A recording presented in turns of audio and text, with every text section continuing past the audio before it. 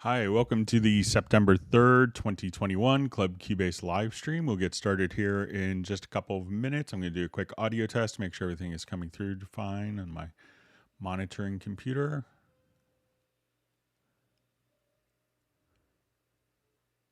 Hi, welcome to the September. All right. Hi, my name is, it sounds like everything is going through fine. My name is Greg Undo. I am a product specialist. I work for Yamaha Corporation in America as a product specialist, primarily focusing on Steinberg products. So I'm based in Alexandria, Virginia, just outside of Washington, D.C. area in the United States. And how, if you have not attended a live stream before, how it works out is you can submit questions in advance by sending an email to clubcubase@steinberg.de or simply ask them in the live chat field. So you see the chat field, you can just ask questions there. The ability for people to ask questions at times will far exceed my ability to answer them in a real-time manner. So I will probably fall behind as more people are getting logged into the live stream. So I'll apologize in advance, but a couple things that could help kind of speed up the process and help us get through more questions is if your question doesn't get an immediate response, if you could refrain from asking the question repeatedly, because then I'll have to kind of read through all of those. And if when asking a question, if you could specify which operating system that you're running and which version of Cubase, so if it's Cubase 11 Elements or Cubase 10.5 Pro, that information will be helpful as well. So we will have an index posted shortly after the live stream, hopefully tonight, maybe early tomorrow morning, with all the topics with timestamps, and that'll be pinned to the top of the comments field. Excuse me. And so if you want to see topics that have been covered, you could just quickly click on the link, and that will take you directly to that position in the time when we were discussing that particular topic. If you wanted to search for previous live stream topics, you could go to cubaseindex.com, and kudos to Jan for setting up that website. And you could just kind of do a search, and it'll go through all of the indexes I've created for the various live streams. And you could find questions. So I think we're probably 12,000 plus questions since we kind of started up pandemic time. I think the first pandemic live stream we just started was March 17th of last year. So thanks to Jan. I want to give a special shout out also to Agent K and to Jazz Dude, who do some moderation. We usually have a well-behaved group, but occasionally they can answer some questions, and if there's any riffraff that kind of gets into the discussion or people kind of promoting weird things unrelated to Steinberg stuff, they could do some moderation. So thanks to them in advance. Also, another wonderful resource of information that's available for finding out information on Cubase is you can check out the Cubase Nation Discord site, and Jazz Dude does a lot of work with that to get that up to speed. So we'll go ahead and get started here in just a minute. If you're attending the live stream, please feel free to introduce yourself and tell us where you're from. And also, if we are, if this is your first live stream, if you could let us know that as well. We'll get started here in just a minute. We realize that it is a holiday weekend, at least in the United States, so I'm probably one of the few people that's going to be working till 5 o'clock on Friday today, but we'll get through as many of the questions as we can. So let's go ahead and get started. Let me just pop my chat out so I don't have to scroll through so many questions. All right. Okay, so we see from Evanger, says, greetings from just down the road. So, yeah, let me know where you are down the road. That'd be great. So the question is, I just got a friend starting Cubase 11 Pro. She has a different sound card for me. Can you walk us through how to set up the project so that she can open on her system? Example, I set up Track's email or Cubase project. She opens it and doesn't rip her hair out trying to figure it out. It's all there except to reconnect sound card. Please and thank you. So sometimes if you change the sound card, you may just get like a notice that these. Let me see if I could open up a project that came directly from someone who's maybe has a different sound card than I do.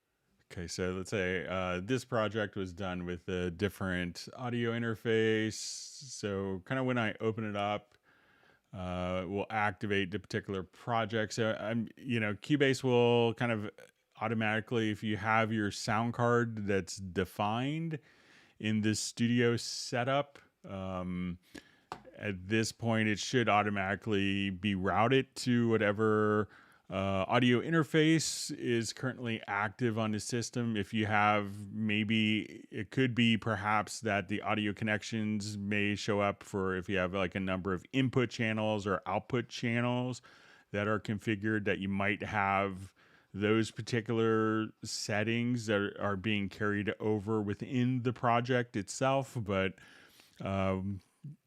But if they're not mapped, you could if you're just, say if you had, 16 mono inputs in the project, that those inputs will be carried over. They could be remapped to inputs or just ignored and not configured here. But I'm pretty sure that you won't have any problems just getting it to play back. But if not, just let me know. You can send me an email at clubcubase@steinberg.de and just let me know. I'm not sure if I recognize the person from the handle, but where. So I'm just in Alexandria between Old Town and Mount Vernon, but just let me know where you live out of curiosity. That'd be great.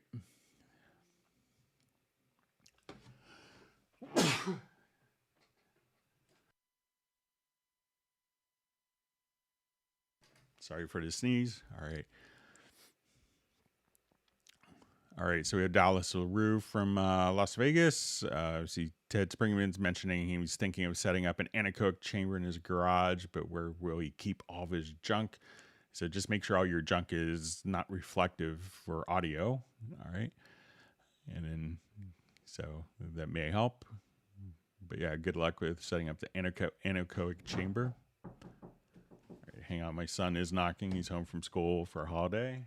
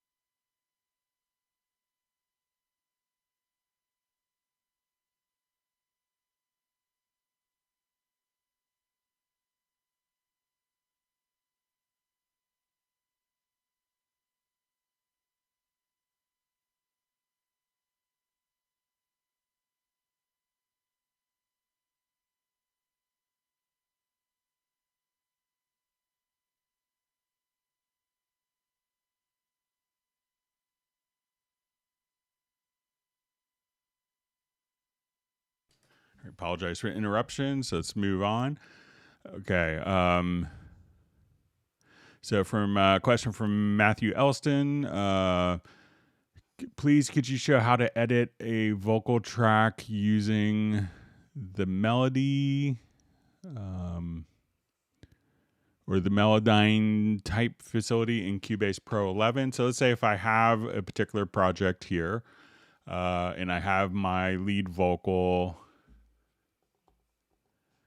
and I will come over here quickly. Let's go to my project and I'll just create a chord track from the piano part. So now when I double click on a part, I'll go to sample editor. Let's go to VariAudio.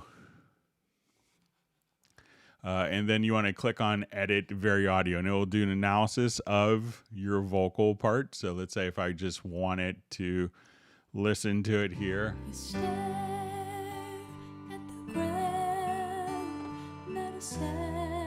I could colorize it based on a chord track where you see green notes are within the chord, blue notes are within the scale, and red notes are out of key.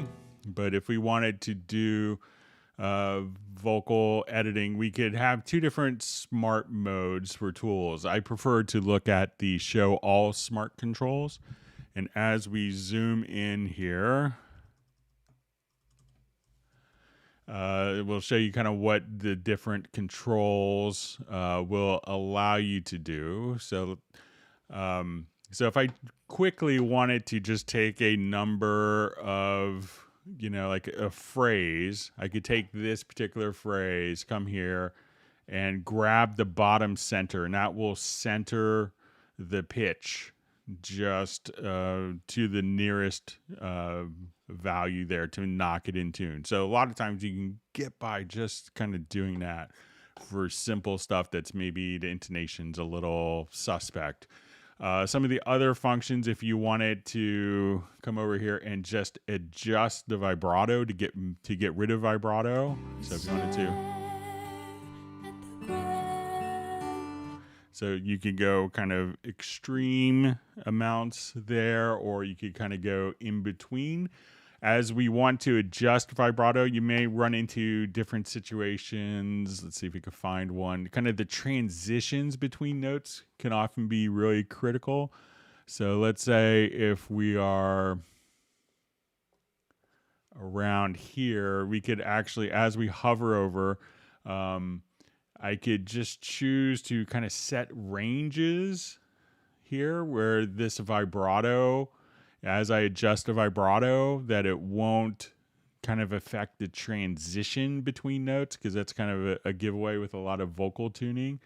So you could kind of set the range. If you have someone that just drifts flat at the end of notes, which is pretty common, like we see here, I could just grab this little diamond in the center. And at this point, we could choose to just kind of bring up pitches that kind of drift flat like that.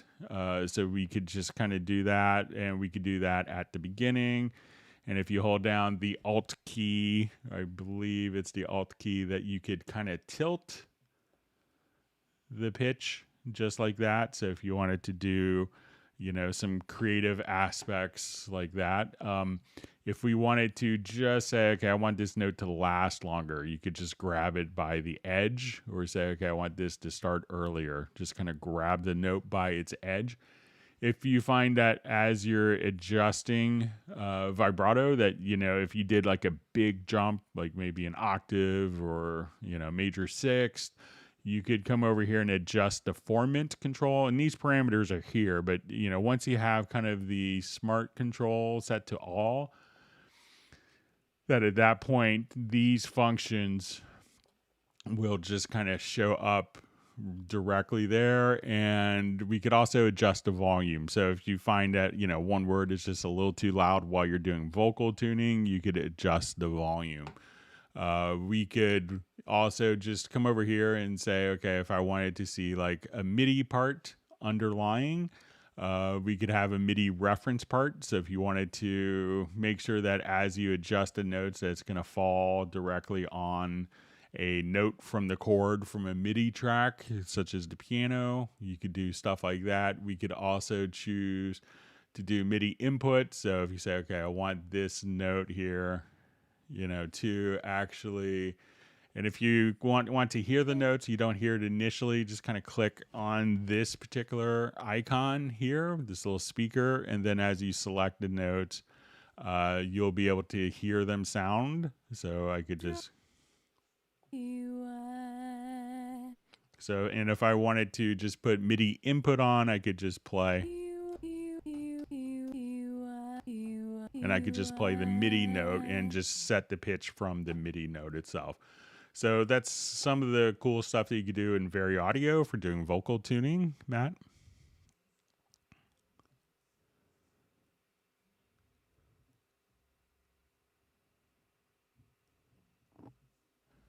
Okay, so we have Jan checking in from Stockholm. Great to see you on the Zoom meetup and all the other people too. It was really wonderful.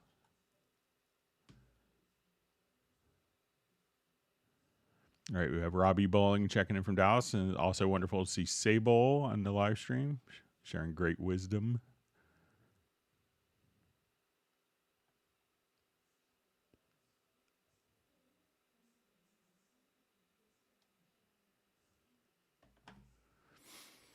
All right, so we see from Igor question, when I have a large project that exceeds the capacity of my RAM, Cubase or Windows temporarily takes up to 15 gigabytes of system disk. However, when I close down the project, not all gigabytes are restored. So I think we talked about this last week, that it could be, particular plugins sometimes don't release their memory.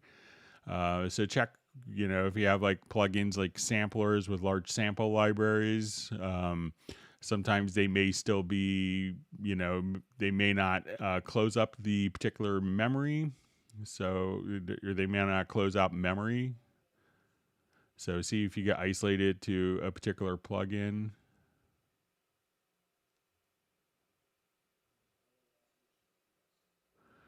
Okay, so you see from Dallas LaRue, my preview on MediaBay still doesn't work on audio samples. It works for MIDI samples, but not audio. Something changed when I added a VST instrument from Steinberg. Thanks, Greg. So let's take a look. So I'll just kind of come over here to loops, and let's take a listen to. So if I come over here, make sure that when we come over here that you have the preview enabled. Make sure that this volume is up all the way, because if that's down, you may not hear it. One other thing that it might be is there's a preference that may also trigger this. So if we go to I think to the control room, where you can say use phone channels as preview channel. So if you go to preferences under VST to control room, make sure that you use phones channel as preview channel, because now I believe that when I go to preview, it would go to my headphone channel and not to my speakers through the control room. So check that preference. That's one that sometimes can get enabled by default, and now that that's turned off, you could give that a try. So just check that one particular preference, Dallas.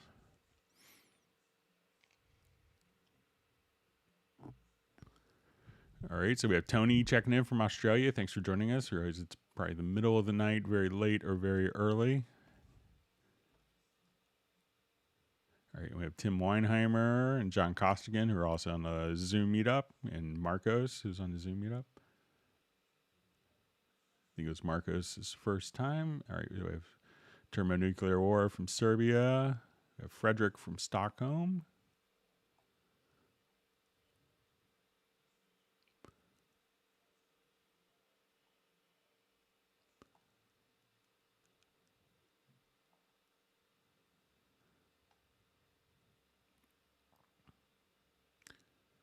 All right, we have Peter checking in from Montreal.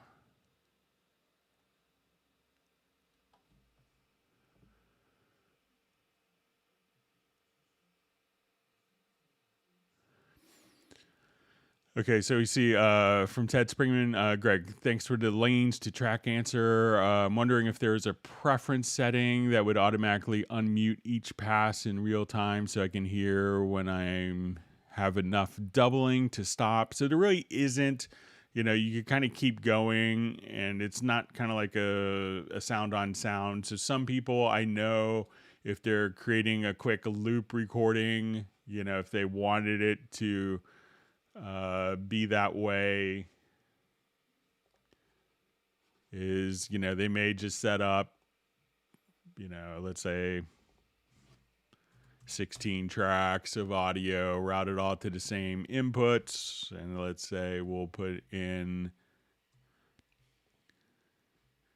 just a quick cycle loop recording. So what some people used to do is kind of very analogous to like an analog tape deck, where they just kind of would hit record, and when you get to the here, they would just and keep stacking manually. This way it can sometimes not be the most efficient, but if you just kind of go down at the end, you could just hit the down arrow, and this way all the other events are still muted.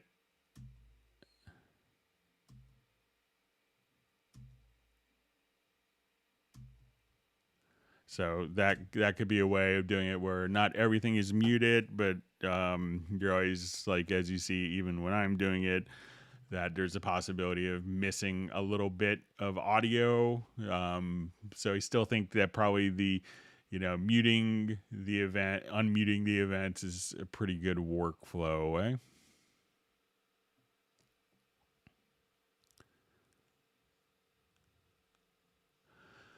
Okay, so we just see, hi Greg, did you get an answer for what is the set device attenuation to 0 dB? So this is actually a core audio setting. So when we come over here, and that's kind of the main system, the audio subsystem that's used on Mac OS. And I think the intention is, from what I was able to gather, is that, if you just have, like, let's say your volume down here, like, let's say maybe you're doing web browsing and you just have your volume control set to here, that with this particular checkbox enabled, once we go to the control panel, that when Cubase plays, that it's not going to attenuate the volume, but it sets the output volume for the particular core audio device that you have Cubase working with to 0 dB, so that you don't have to reset gain structure just because there's a web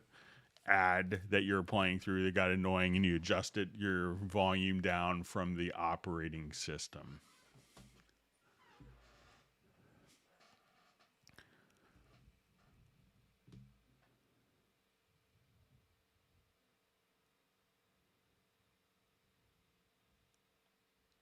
All right, so we see that Marcos Gomez loves the tube compressor and Studio EQ. So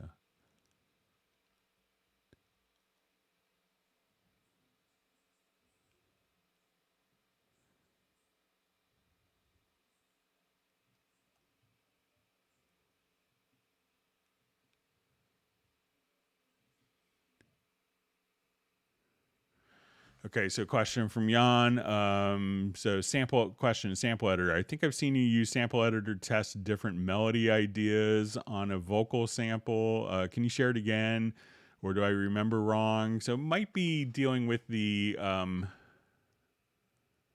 sample track. So let's say if I want to do it, in the sample editor, I may just come over to, let's say if we go here, and try different melody ideas, maybe with the particular, with VariAudio. But I think maybe what you're referring to, and you can let me know if I'm mistaken, Jan, is just coming over here. And if I drag the melody into the sample track, that I could come over here and just kind of do slices. And now once I've created slices,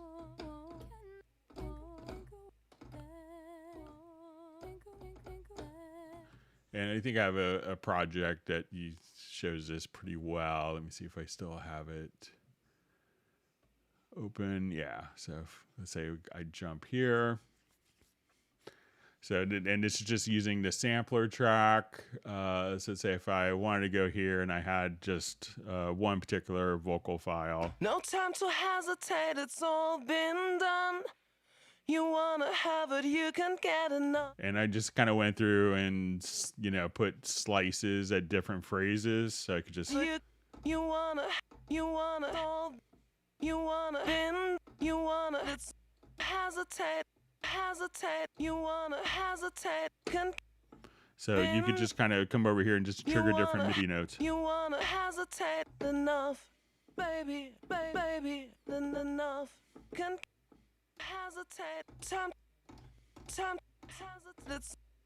You get can enough, baby, have done, been done, let's hesitate. So you could just kind of come over here. So if someone just kind of vamped out, you know, like different vocal improvisations, you could then just kind of come over here and do vocal chops and, you know, create a melody very quickly using the sampler track. So let me know if that's what you're referring to, Jan.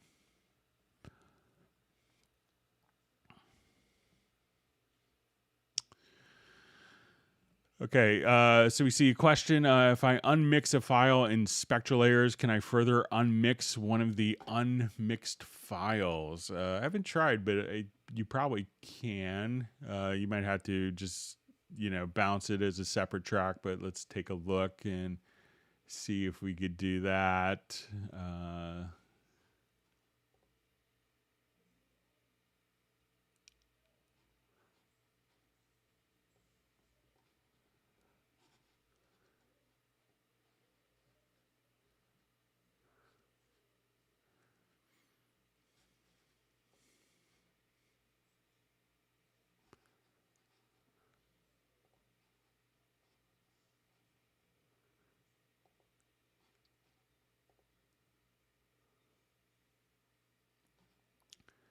All right, so we're unmixing our vocals, drums. So usually when you're doing this, it's kind of isolating the different components. So we have it broken down into our different layers. And now I could take these particular layers. So say if I wanted to take the drums, I could just drag this into the project window. And let's see if I could now come over here and let's see if we unmix stems from there. So let's say I just want to do drums and bass.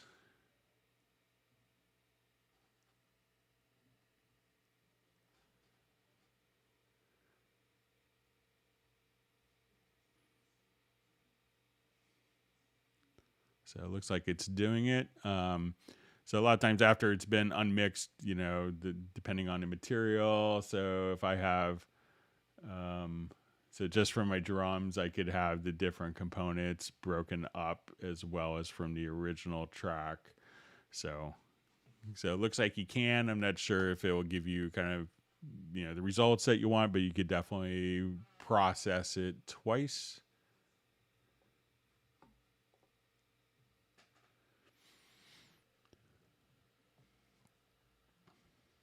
Okay.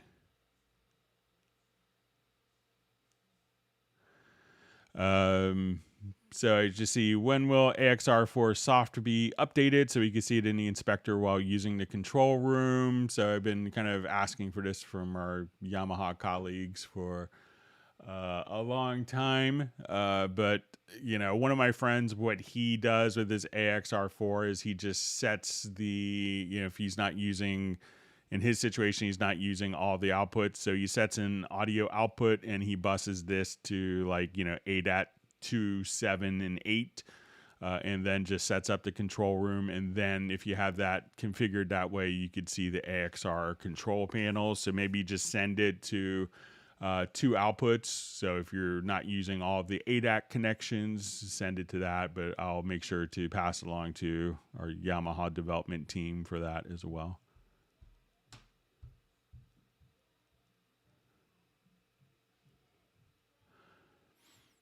Okay, so just see a question. I was asking if Cubase 11 has a tonal balance control. Thank you for replying. So, you know, usually tonal balance control, you know, people might consider that an EQ, I guess. But let's say if I just wanted to, you know, adjust the tones, and if we wanted to do this pretty easily, I'll just pull up like a quick 2-track mix file.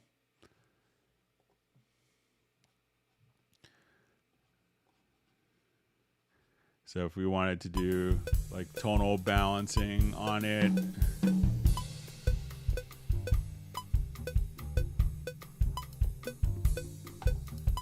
so, you know, we could do it directly here on the channel EQ, or if you want to be a bit more surgical, you can go into frequency EQ. And here we could do stuff like, okay, I wanted to just EQ the middle part of the panning spectrum, but not the edges. So if I wanted to make the edges really bright, but take the middle part of the panning spectrum and dip that.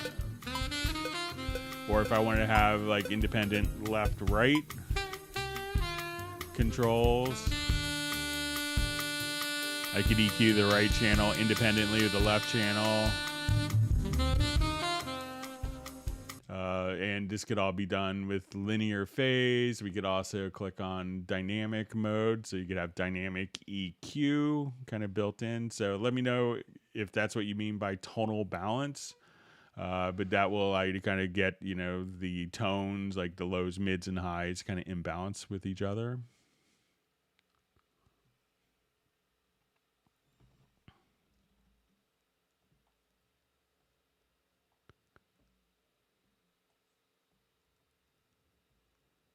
All right, so we see Agent K's on the live stream. Thanks for joining us.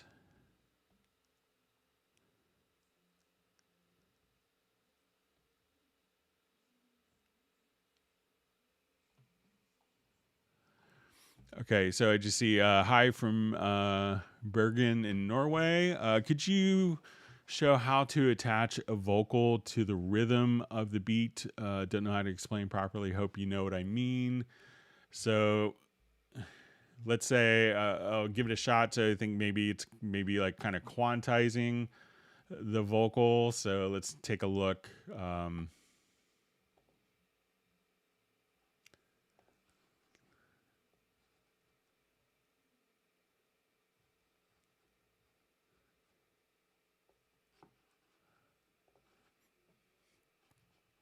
All right, so if we want to kind of like position the vocal and be able to kind of move it based on the grid, you know, some things that we could do is if we just go into the sample editor here and go to hit points, we could find kind of like, you know, in Cubase will automatically kind of detect the hit points at rhythmically significant events in the file, and you can manually add these, and we could choose to create warp markers. So now if I wanted to go to audio warp, I could now just enable free warp, and then if I wanted to, if this came in a little early or a little late, we could just move these particular phrases and have them line up to the grid. So let me know if that's what you mean. If not, you know, maybe someone could help translate. And we had BKE Beats was asking if someone else speaks French. So maybe he needs some translation. I'm sorry for my ignorance of languages.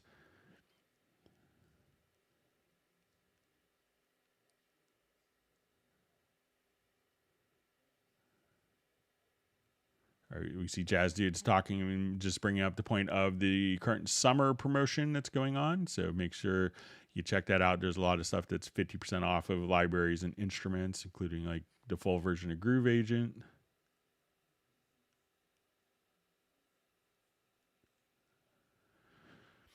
Okay, so I have a question. Can I set up the lower zone to display score notes that I just played on the violin? So when I'm in loop mode, when I know what notes to repeat for doubling purposes. All right, so let's go to...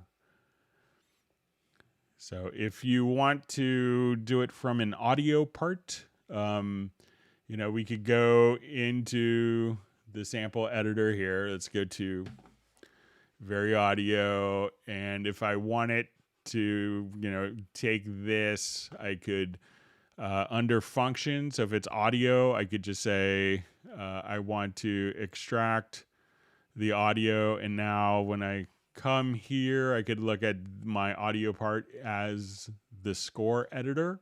if you wanted to, and we could obviously kind of clean that up a bit. I'll just do a quick cleanup.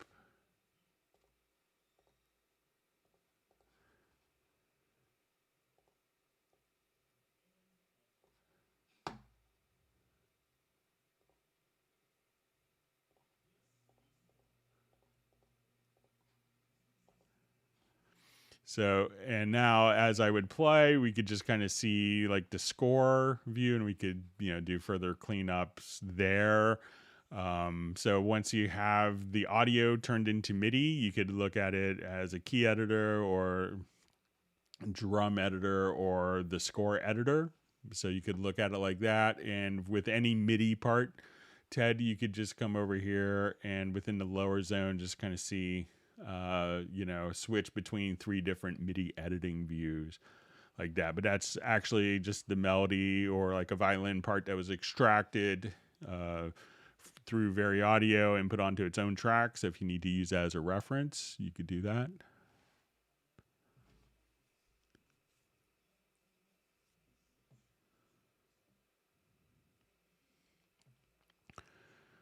All right. So we have a question from John Costigan. Hello, Greg. What is the method to transfer instrument names directly from Hallian Sonic and Groove Agent SE5 to the audio tracks they are assigned to? Or did I just dream this? Okay, so it could, one easy way to do this. So I'm not sure when you say it's transferring to audio tracks, but let's say if I start off with my project here and I go to my media, jump home, and let's say I go to my VST instruments. So let's say if I go to a Hallian patch here, so I will jump right over here. So say, okay, now I just wanted to go to Amped Electra. So if I drag over the name of the preset from Amped Electra and just kind of drag it over, this will load up the particular instrument. And we see that it's fancy chords here. So this is automatically carries the name of the preset directly over. So now if I just wanted to, play that particular event, we could, let me just make sure my audio is still. So like as we would come over here, we can now just be able to kind of, drag over the instrument and we could see the name. So even if I wanted to come over here to Groove Agent, SE, so say I go to Fusion Ensembles and I drag from, so instead of loading the instrument, maybe select a preset here, and then that would automatically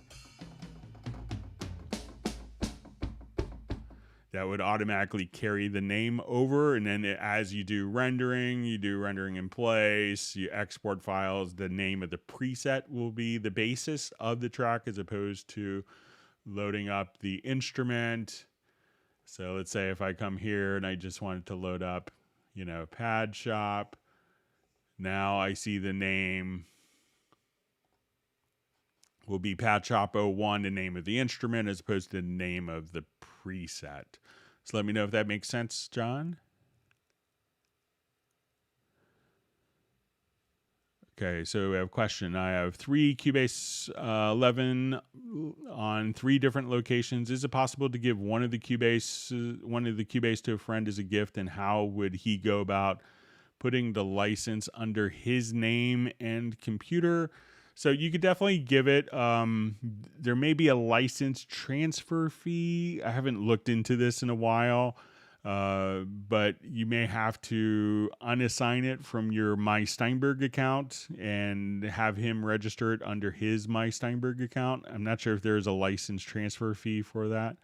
But if you wanted to still be the name on it, he could just still use the other person could use the Cubase Pro 11, and it's fully licensed, and no one's really going to know.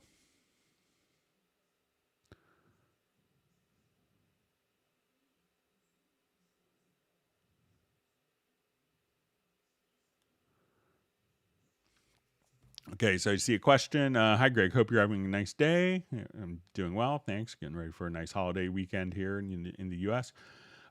Could you teach us how to shape the sub on a kick sample? Okay, so let's say, so the first thing I would really kind of probably start with is using like the envelope shaper plugin.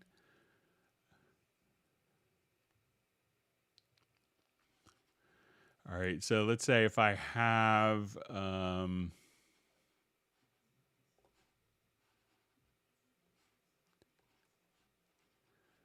say if I have a pattern here.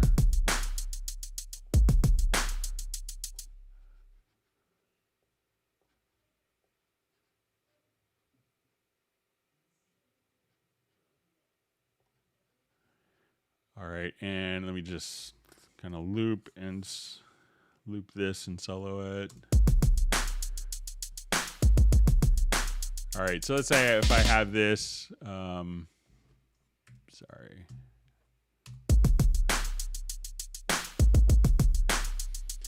You know, so if you actually just kind of look at the,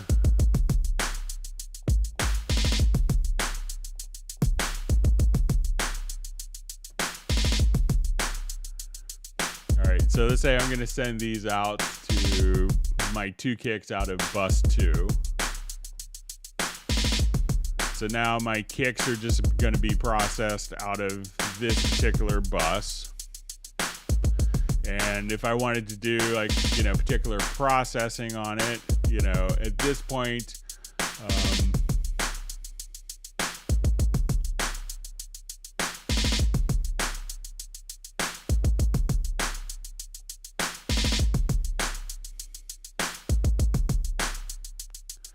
so when I go to the channel strip even, you could just go right over here and under tools, just go to the envelope shaper.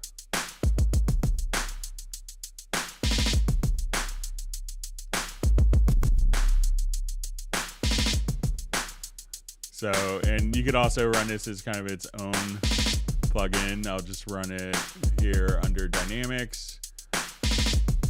So I'll just come over here to the envelope shaper. So if I wanted more attack on it,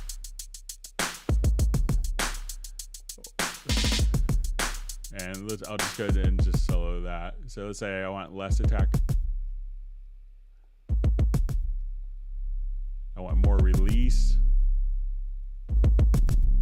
Or I want it to be like super tight. And more attack.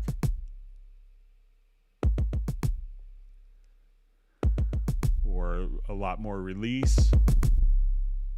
Adjust the length. And you can even adjust the output here. And if you want to do this kind of like, you know, on the whole drum kit, you know, you could do this. Let's say I'll just bypass this. And I'll just put it here so everything will get processed together. But if you want to make your drums really kind of pop, you know, instead of see people spending hours, you know, doing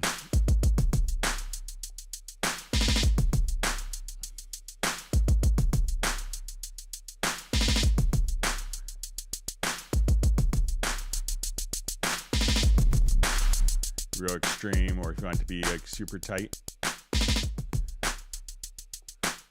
or kind of loose and flabby. So play around with kind of the envelope shaper.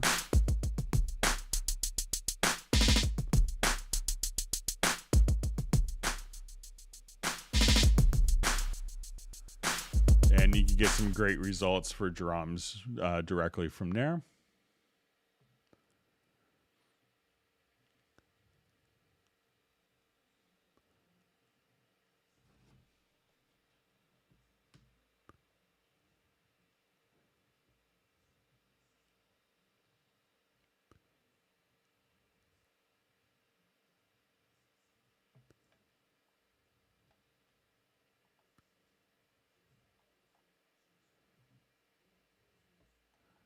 Okay, just lost my place. Let me just jump back. Bear with me just a second.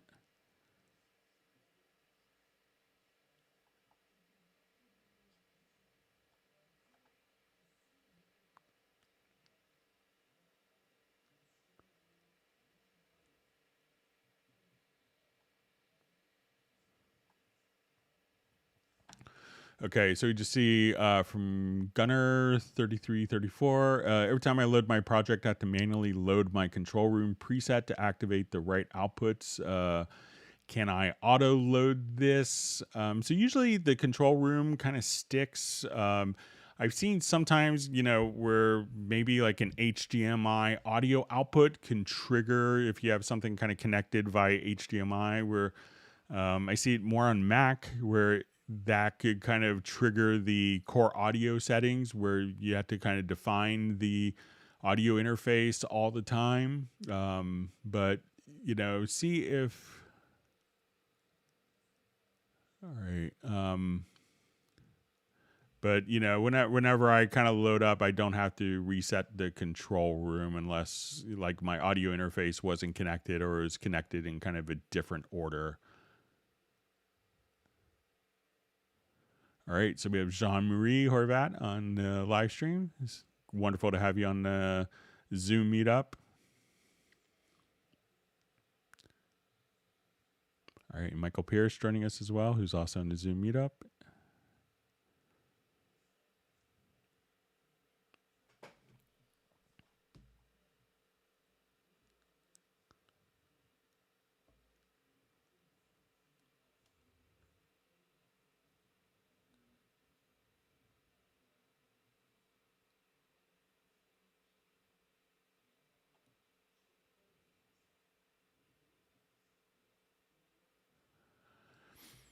All right, so we see the nature of sound. Oh, yes, Craig. I'd also like to ask if it's possible to get a decent sounding violin sound out of Retrolog, and how could I approach to getting something like that? Okay, so, if I was looking for like an authentic violin sound, I probably wouldn't go for Retrolog. If you're going for the... if you're going for like an authentic sound, Retrolog is intended to be an analog synth, and I remember my friend getting his first Moog synth in 1980 or 81. And, we spent like, 20 minutes making all the pictures, to make the Moog sound like a trumpet according to the manual. And, it's still every time we tried like a real instrument, it still sounded like a Moog synth. But if I was kind of to start somewhere, I would, perhaps I think if we go to, there are some like pads sound. I want to say there's like one like Almighty Strings.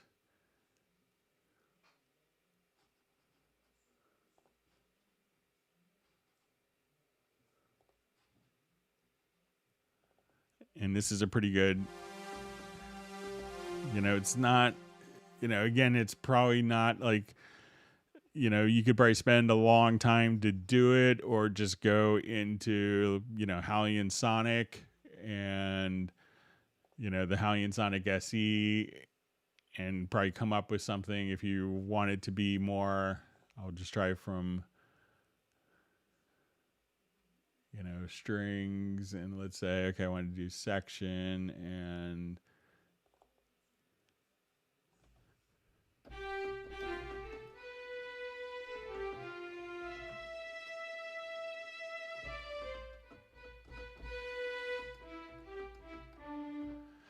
so, if you wanted to do something more along, something more realistic,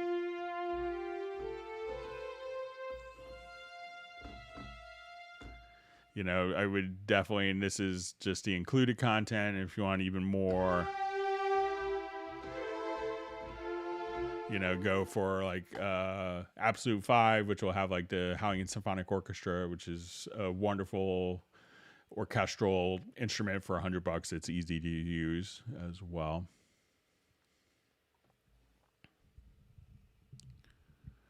Okay, so we see that Evanger's just west of Old Town. So yeah, I remember, I think we spoke last year about that, so around beginning of pandemic. So.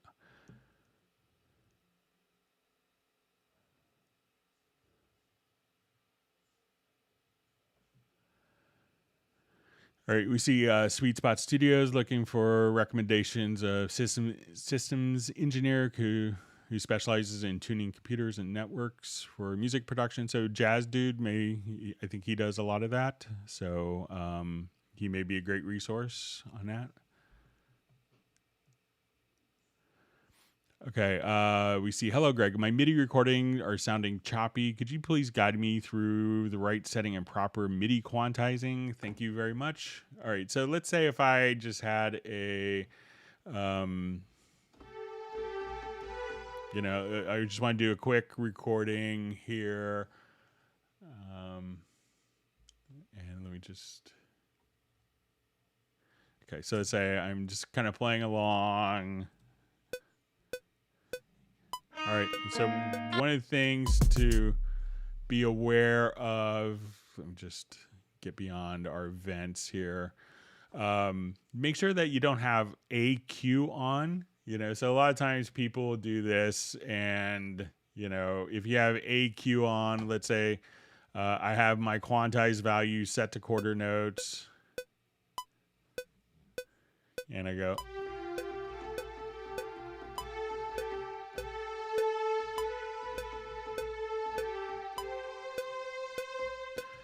All right, so let's say now I wanted to just come over here. So now, even though I didn't play quarter notes, it will just kind of come over here and quantize everything to quarter notes.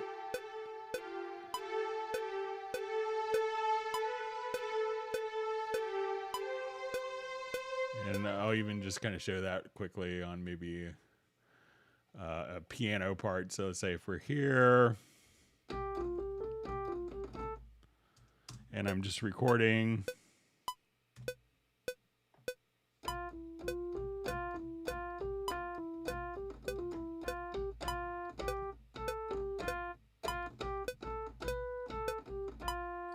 So let's say I have something like that, and now that's going to record just as I played it. So we'll have eighth notes, followed by some quarter notes and some triplets thrown in.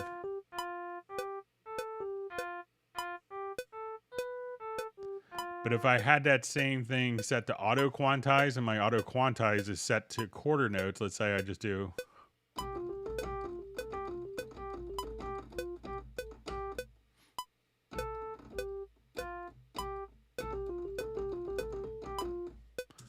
So now everything that I played in will kind of be choppy.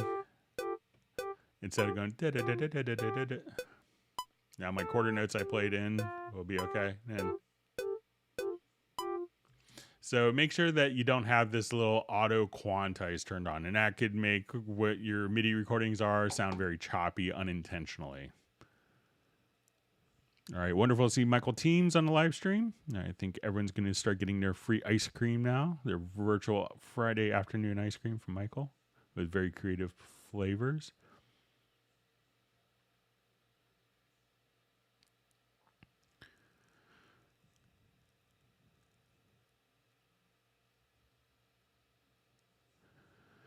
Okay, so we see question. Hi, how to edit all MIDI track in piano roll if many record in MIDI track? Make it to group. So let's say if I just wanted to go to kind of a larger MIDI sequence.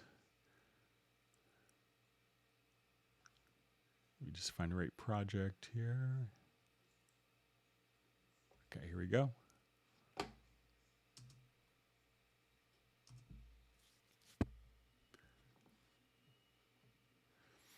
Okay, so, if you have multiple parts, I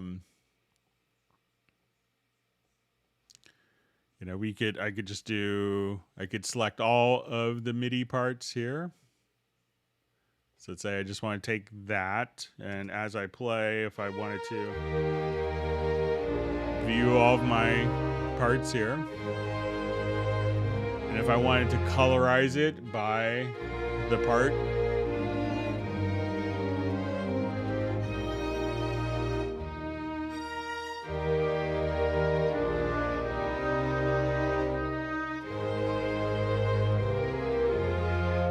then you could highlight just different parts here.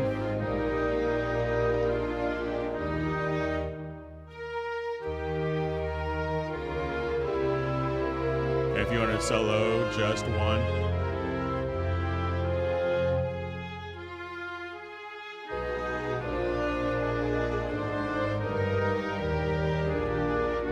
So you could just simply select all the parts. If you wanted these to all be grouped together, you could hit Control or Command G, and then they will all be grouped. So as soon as you edit one, as soon as you hit one, all the parts will be selected together.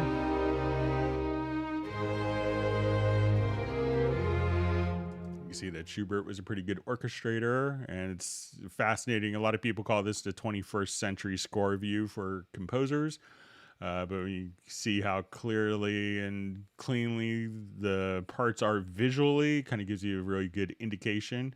And just how well orchestrated you could do if you're Franz Schubert, make it sound so beautiful. So I think that will kind of do the trick for you. And then if you wanted to ungroup those, hit Control G or Control Command U, and that will ungroup.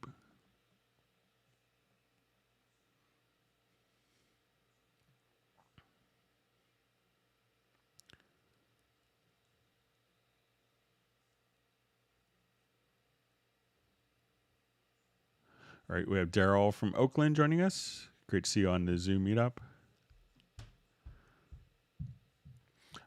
So we see a question. What does WaveLab Cast do? I have WaveLab, I see E, I assume it's LE10. So WaveLab Cast is going to be kind of an easy, it's kind of it's kind of intended to be an audio tool for people who need to do like podcasts and that type of applications, but who maybe aren't a professional audio engineer. So it's going to have very quick, easy compression, EQ tools, audio restoration, and then you could publish directly for, different podcast delivery systems. So it's kind of I'm going to say purpose-built version of WaveLab for, creating podcasts. So it's been very popular with, during the COVID pandemic. So that's kind of the intention of it. So.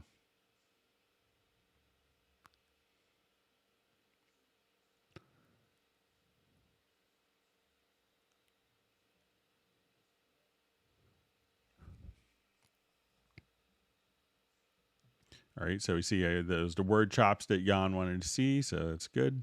Glad I could figure it out.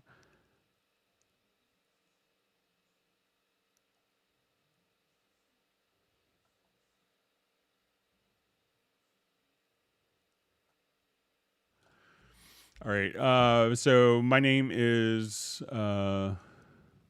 Simplice Mubagnang. If Cameroon, I want you to please explain how to change tempo in music. Okay, so let's say if I have just a MIDI file here. So here we have just a number of tempo changes. So let's say we're going to start off at around 42. So let's say if I have MIDI, so this could be a little different for MIDI versus audio, but we'll show. So let's say I'm starting off here. So if I have MIDI information, let's say I'll start off at 38 beats per minute. So if I have my tempo track here, and you could also just come directly to, your tempo track editor. I think maybe under transport.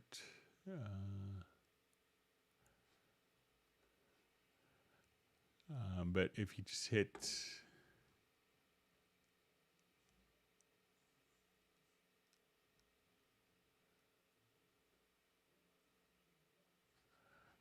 so if we have our tempo track here, and you could go to the tempo track editor and other versions where you could just kind of see it look like this. And then really all you have to do for MIDI information is just kind of come over here, and as you're playing, just say, okay, I want it to be faster starting here.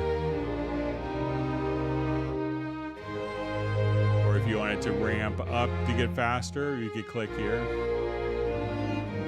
Or right at this point, I want it slower.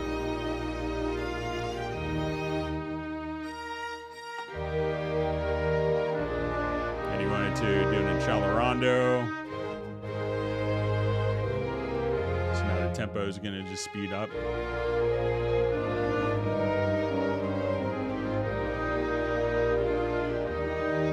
So that's how you can do it. Now, if you're doing this with both MIDI and audio, you may have to have like the original tempo embedded in the audio files. And as audio is recorded, it will be tempo stamped in Cubase. And then what you need to do is just to place all the different tracks into musical mode.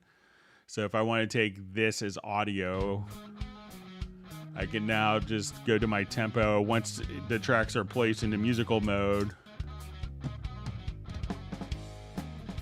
And I could just type in a new tempo or do tempo changes and it would respond and follow those tempo changes. All right, great to see Jeff Zabelski from Chico, California on the live stream.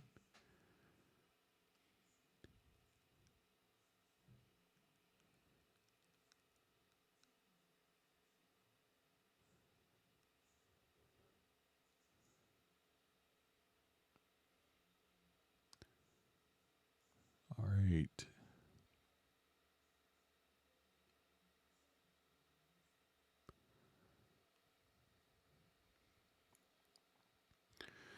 Okay, so we just see, could you maybe explain how to work with chords and the chord channel? Also, the send to a MIDI would be interesting. So let's go take a look at the chord track. I think I have a project in memory here. Let's just see if I can find it. Okay. All right, so a lot of times when people are coming up with the initial idea for a particular song, you know, at this point, it's a good time to, coming up with chords could be, just getting that right progression. So right now I have like Hallian Sonic SE, which is kind of a Rhodes patch loaded up. And now I could come over here to the chord track and I could say, okay, I just want it to try out some different chord progressions. So I could have this, so, where this is set, to monitor through Hallian Sonic. So if I just want to try out different chords, I can say, okay, I'm going to try an F, going to B flat, and then I want to end on a C chord.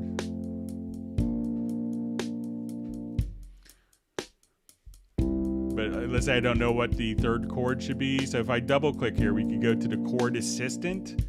And here we could actually kind of just look at, chords before and chords after. And it could suggest chords based on different levels of complexity. Or if I just want it to come, so let's say, okay, I want simpler chord progressions, or maybe even something.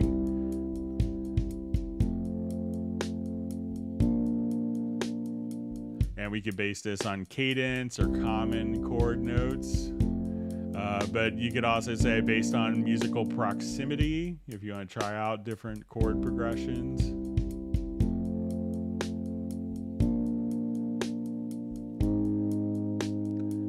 And say, okay, maybe I want to do something based on circle of fifths. So let's say, okay, let's try going back to like our normal chord assistant, and we could just go from the list and say, okay, let's try G minor. Or you could say, like, I just want to come here and try out different chord ideas. So let's say, okay.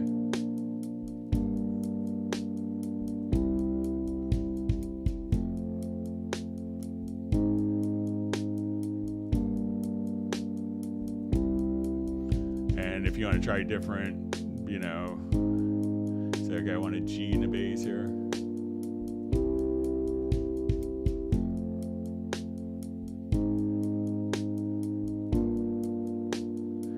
And try out kind of different chord progressions. Now, if I wanted to drag these chords to a MIDI track, I can just drag it down. It'll make those events for us automatically laid out for us here. So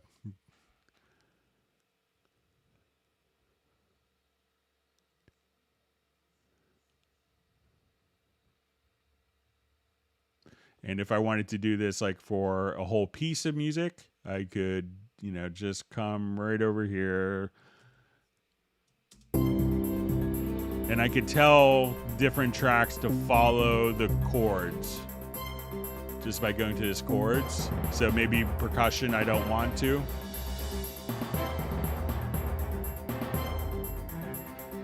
So let's say I just want to come here.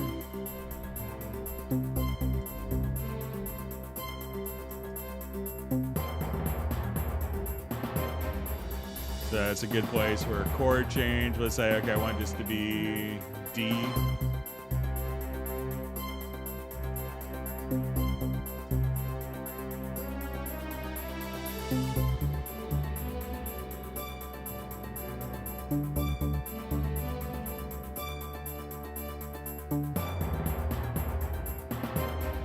So like I say, this is kind of roughly where I want chord changes to be, and I could just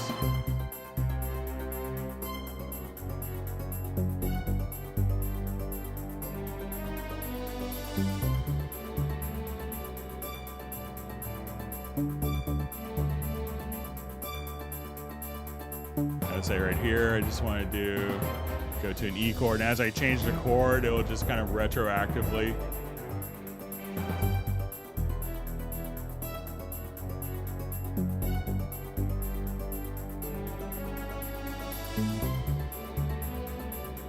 So that's how you could kind of have it play through MIDI stuff and just try out new chord progressions across, you know, your entire project if you wanted to with MIDI.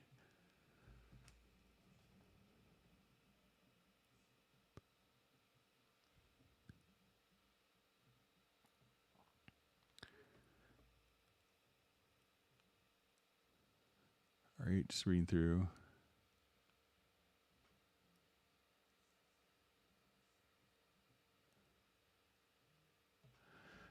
Okay, so I just see, hi, is there a time clock in Cubase 11 Pro? So, you know, if it's not necessarily like a clock that ticks to like measure the amount of time on a particular project.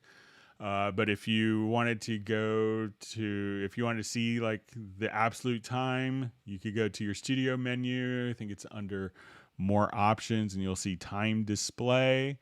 So here you could just kind of right click. So if you want to see it in seconds, or you could right click, see it in samples, or different SMPTE frame rates, bars and beats. If you want to see only the beat. So if you want to give that to someone as a visual cue while they're recording. But not like a clock that will, you know, measure the amount of time that a project is open. All right, wonderful to see Soren from Sweden on the live stream. Thanks for joining us. Yeah, it looks like Mandy Lane's also on the live stream.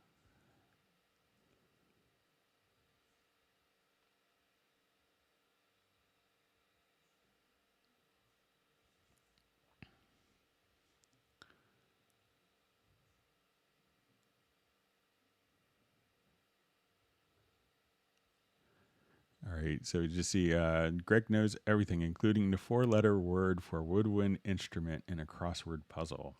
Let's see, sackbut. No, could be oboe. Maybe. All right. All right, so we see Michael Pierce has received free ice cream from Michael Teams. All right. All right, so we have a question. Hey, Greg, in MIDI/virtual instruments, I like to set color notes as pitch, but I have to select it each time I create a new project or new track. How to set it by default in Cubase Artist 11. So I don't think that it could be set by default, but if you do start from a template, I believe that it will be preserved, but I'll just check here. So let's just come.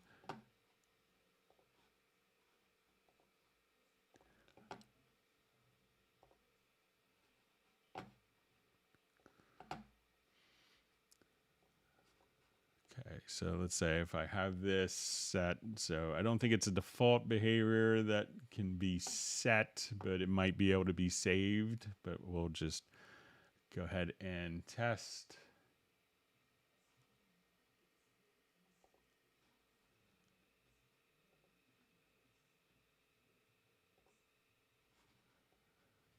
So now as we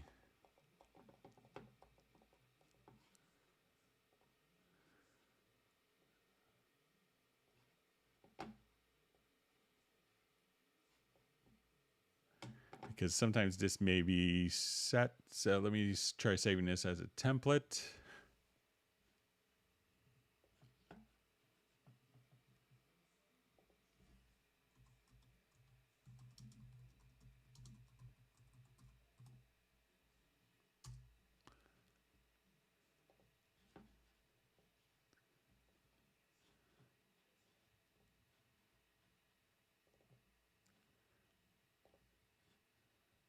Okay, so activate our new template. And now when we come in here, so the color scheme is preserved as pitch, but let me see if I erase the event and save it as a template if it's saved in the event itself.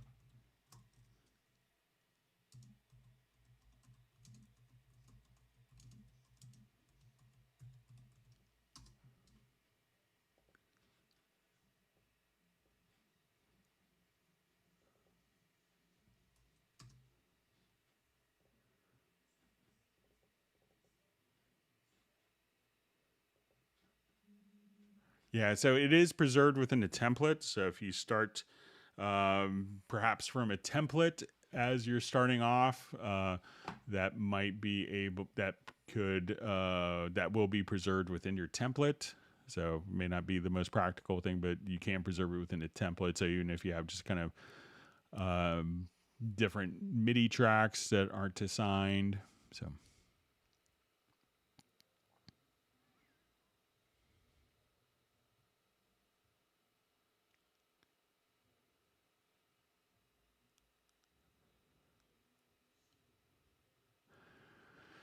Okay, so we have a question. How to edit a classical electric guitar recorded direct and on microphone on 2 tracks so that when I switch lanes or size, that happens on the other. So let me just...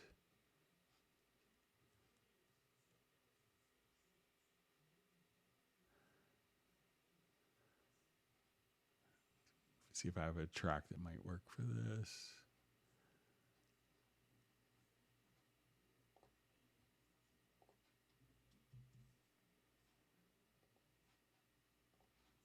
Okay.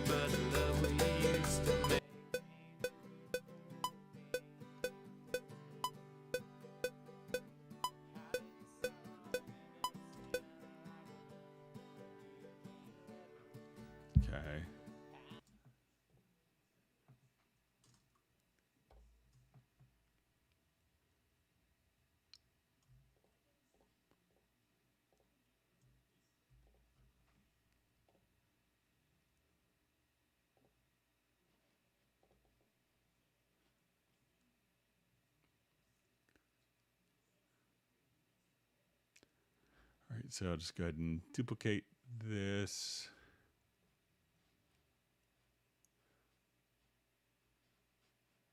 And let me just do a stereo reverse on this here.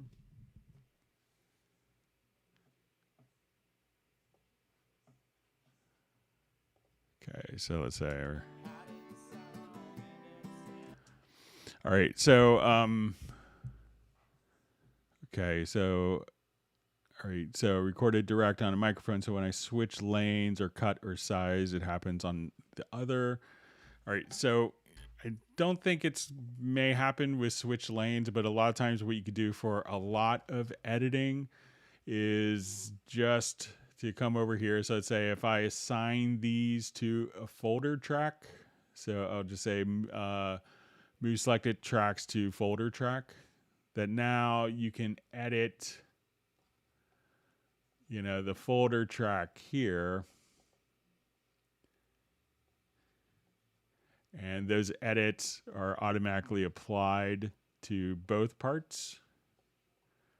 So that way, and you could also just kind of come over here and, you know, if I just group, just Control or Command G, that these two will always be linked. I know that it won't do stuff like audio warping together. Hopefully we'll see that coming in the future. It's been a long-standing feature request, but try grouping or putting it into a folder, and I think that could get you a long way there.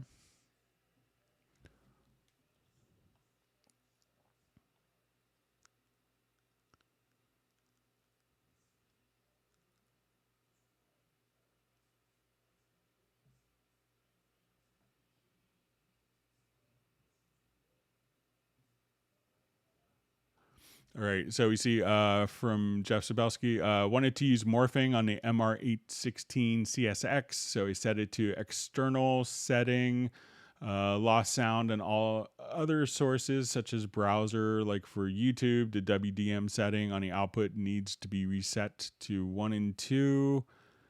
I think there's a part 2 of this.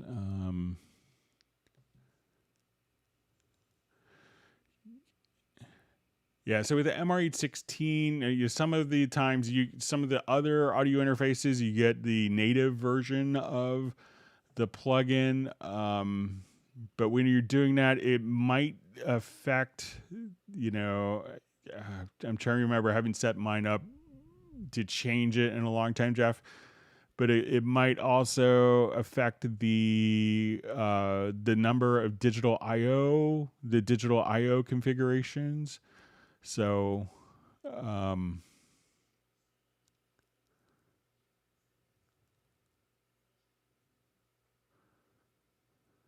so I know like the later ones, you also have kind of a software version to kind of make that a little easier. But I think that maybe when you do that, it might affect, and I will just have to boot mine up and try adjusting it if you want to email me. But it may affect, you know, the I/O routings on the MR816 just to make the DSP work. But please feel free to email me at clubcubase@steinberg.de. Okay, so we have a question. Hi, Greg. Please show again. Create Midi from a kick track for drum replacement. Also having problems with Midi lining up at playback. Tried moving contents with snap off. Cubase 11 Win 10. All right, so let's go ahead and jump to this project. It's kind of set up for it. Okay, so let's say if I'm here, I have, so let's say I want to take my drums and I want to take the kick and send it to instance of Groove Agent here. So I want to use that kick. So as we're playing along, so what I'm going to do, let me just put this back to the original tempo real quick. So I'm going to double click on my audio event. I go to the hit point editor. We will say find our hit points. And we want to basically find it so that it's the kick and not like the snare or hi-hat or toms that are bleeding through. So I'm going to have this track selected. And I'll just double click on the event. And we'll say create MIDI notes from the hit points editor. So I'll say create MIDI notes. And I want to put it onto the first selected MIDI track where I have the track with Groove Agent SE selected. I want to retain the dynamic velocity. And let's put it to C1. And now it's going to make the MIDI track for us. And it's automatically just triggering the kick. So if I mute the kicks, and if I wanted this kick to be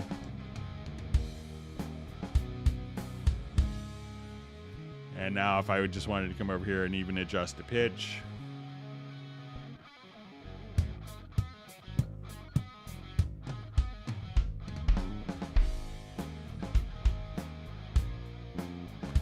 and layer that in with the original 3 drum mics. So once again, just come over here, go to the sample editor, to hit points, adjust the threshold so that's just catching the kicks, and have a track selected and click on create MIDI notes, and you'll be all set.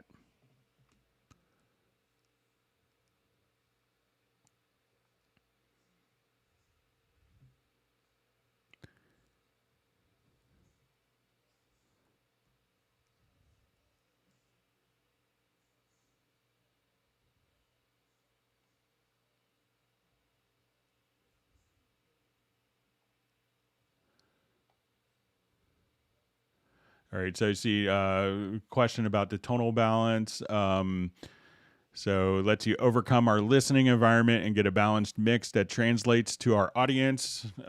So a lot of those things I haven't found to really be that effective, you know, but there isn't anything specifically in Cubase for that. But, you know, I think it's always best to use your ears as opposed to, you know, an automated AI algorithm for stuff like that. So, but there's no kind of direct equivalent inside of Cubase for that other than kind of using your ears.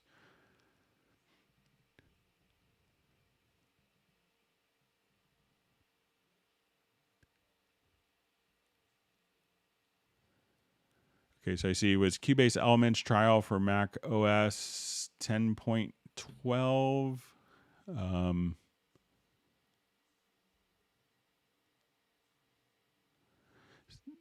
So let me just see which. So I think 10.12 might be too old of an operating system for the current Cubase Elements trial.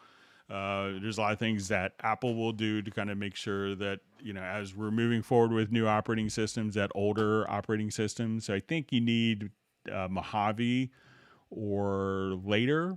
So you could check with Apple to see if you could get a later operating system on your computer.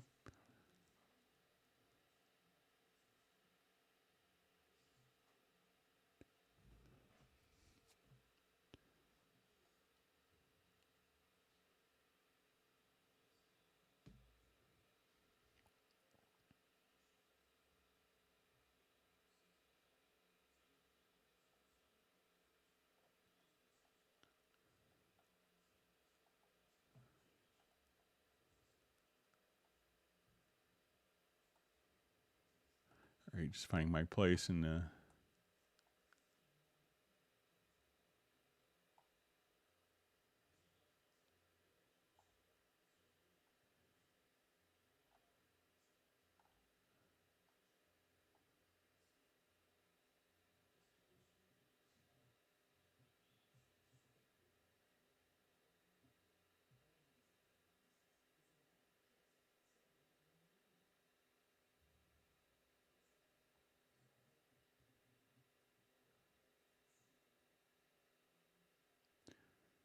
All right, we see Jazz Dude just helping someone out with some licensing, trying to get all the information. So.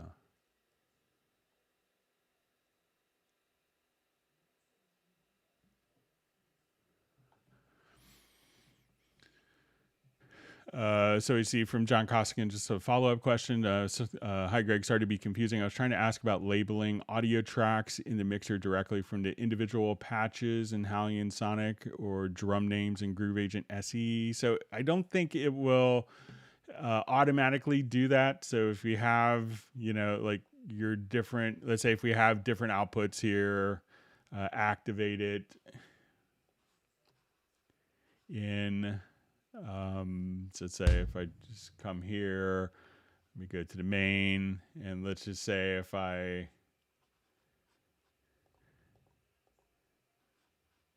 just come here, so let's say if I want to take, you know, different outputs, that these, if you're in Hallian Sonic, if you're on a Beat Agent kit, that when you come here, that, all right, so it looks like, you know, that is carrying over. So let's say if I go to hi-hat closed and I set this to its own output here. So let's say output 4. So then that's carrying over. And when we go to the mix console, we could see like our kick snare 2, and hi-hat close. So just as soon as that pad is assigned to the output, it looks like it carries the name over.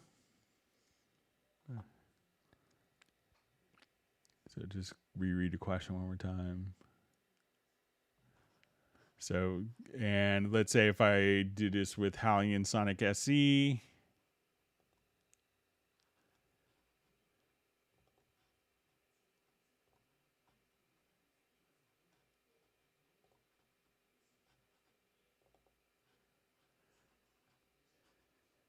right, so we have Hallian Sonic SE here, and let's say if I put these into their own outputs in the mixer,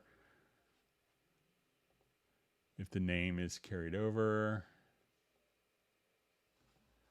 So it looks like it is not carried over in Hallian Sonic SE, but maybe in Groove Agent.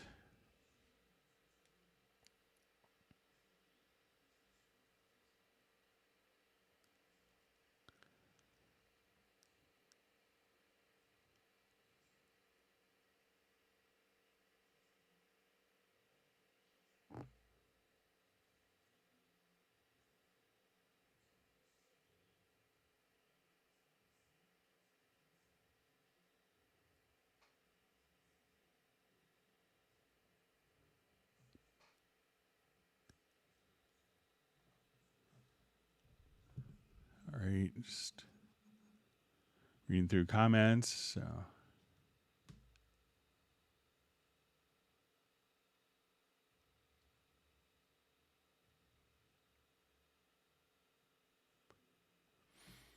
All right, so hi Greg, can you show ways to resample inside of Cubase? For instance, I want to record audio from a track as I change parameters live. Okay, so let me just jump back to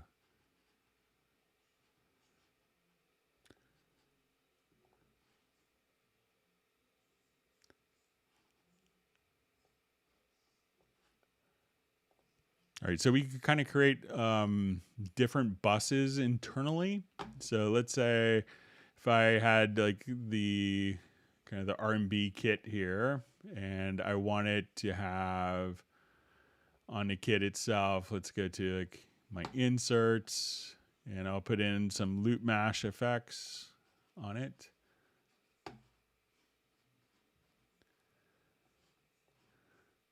Okay, so what I want to do now is to take this, I'm going to take this particular track and I'm going to add a group channel to the selected track. And now what I want to do is add an audio track, and I want to set its input from the group track that I just created. Okay, so I'm going to just come right over here. I'll play. So let's say I'm going to play back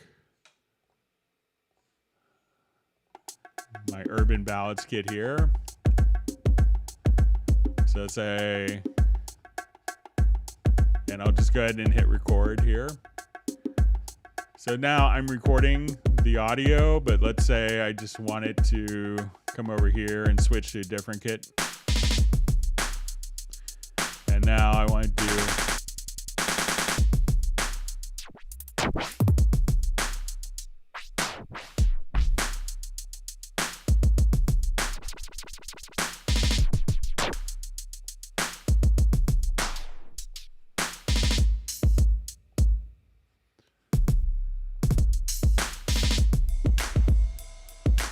now everything that I'm doing here live.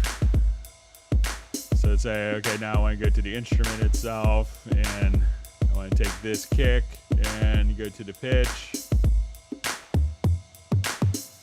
And now all that will just be recorded directly. So create a, take the track, add a group track to that selected track, add an audio track, and set its input from the group track, and then just however you tweak that particular instrument or whatever tracks, if you want to do it to multiple instruments, as long as they're all feeding into that group, they can all be recorded directly into an audio track and resampled that way quite easily.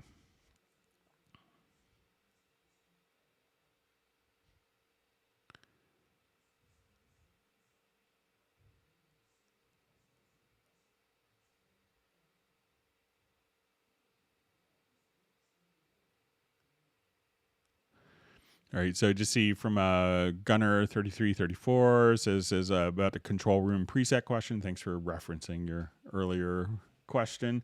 Use a PC with the UR44. Maybe I should reinstall drivers.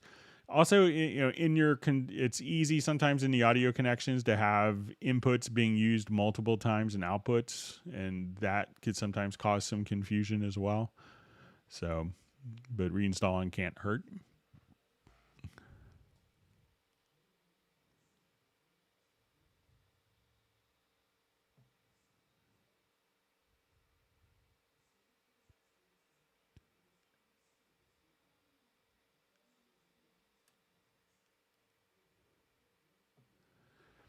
All right.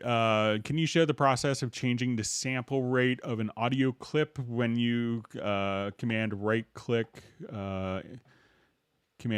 sample? I want to downsample an audio clip to get a similar effect as a low pass filter.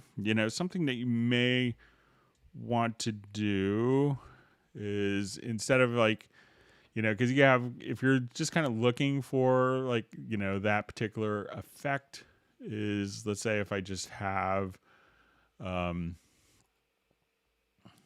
say I'll just take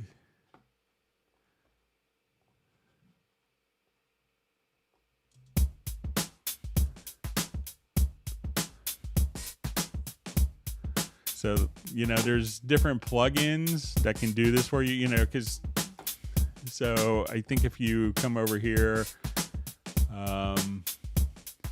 even if you wanted to go to, maybe it's under distortion, but bit crusher, if you wanted to do this.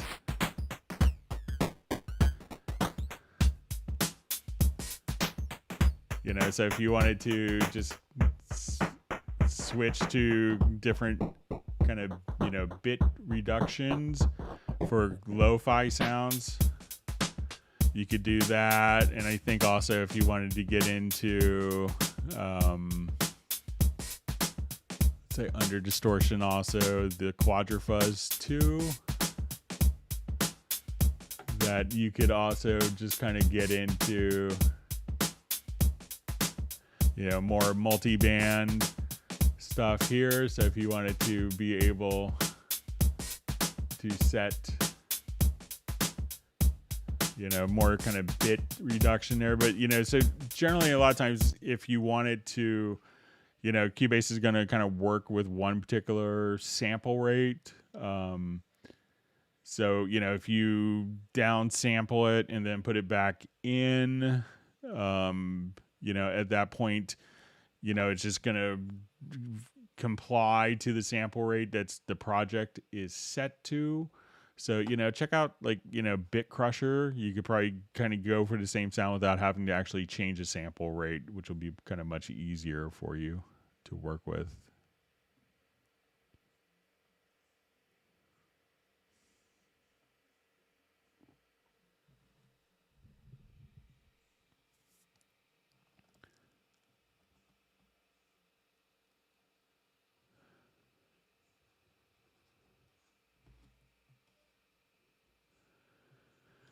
All right, so I just see, can you show me how to replace audio in a track with audio from another track? When I do it, it seems to move okay, but then when I play the track, the original audio plays, not the replacement audio.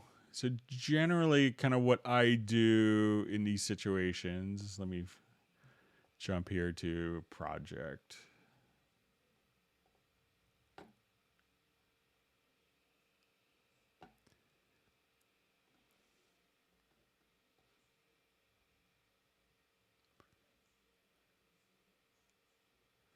All right, so let's say if I wanted to take this and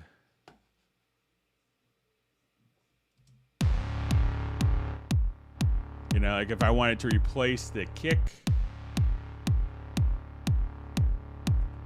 what I will do is just kind of come over here to MediaBay and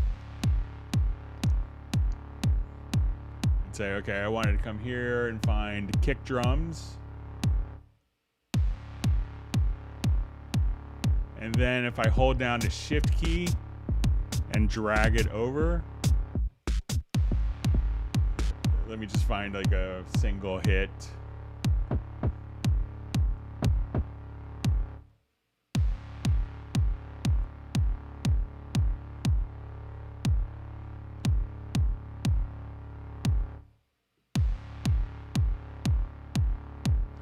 right, so let's say I want a kick drum and I want a big beat. So I would just kind of come over here and select the one particular file and hold down the shift key and then replace. So I just say all. But if I have like this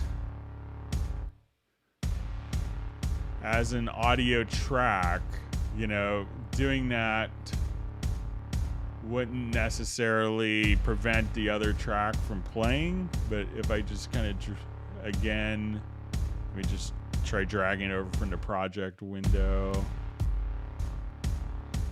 So I would maybe not do it from the project window, but just do it from MediaBay and just kind of hold it over. And then if while holding down shift, you can say, okay, replace all of the kicks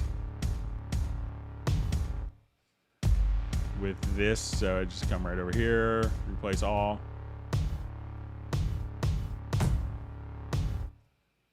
So maybe if you just kind of do it, sorry, just grab the right key this time, that would be helpful.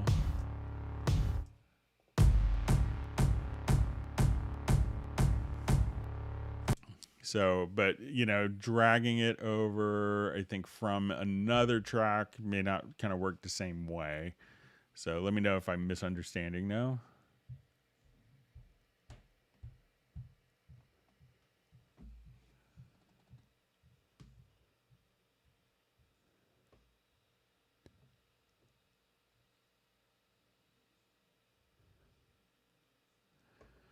All right, so we see from Michael Teams, howdy Greg, can you please explain how to get the mixer colors to match the track? Sorry, senior month or moment. Yeah, that's it. Laughing out loud. All right, so if you come to the preferences, so once let's say I have my mixer colors here that match my project colors. So if I wanted to just kind of go to preferences, you could turn this on. This came in 10.5, I believe, that we wanted to go to track and mix console channels. So here we could just have mix console channel colors turned on or off. So once that's unchecked, it'll be kind of default stately dark gray, and now they can match the actual events. All right, and if you learned something new, make sure that you do hit the like button. It's about 2:38 now, so I'm about an hour. I'm about 55 minutes into my questions, so I'm about 43 minutes behind. I'll try to catch up. But as Jazz Dude mentioned and Michael Teams, you should hit the like button if you learned something nice.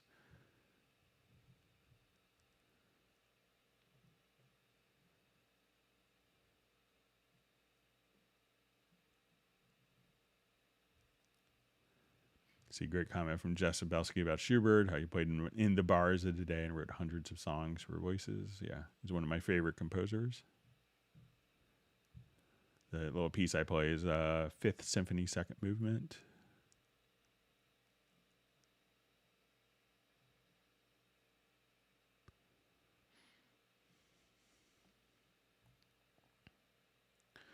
Okay, so we see how to keep control room disabled and only enable it when I want it. Also, because I can't deal with the MediaBay while control room is on, since I have no needed outputs for that purpose. So if you wanted to do it, you could just, come right over here to the audio connections. And if you didn't want the control room on, you could just, here's the on off button for the control room. So you could disable it or just come right over here and enable it. So just go to your audio connections and then you could just turn it on and off right there if you needed to.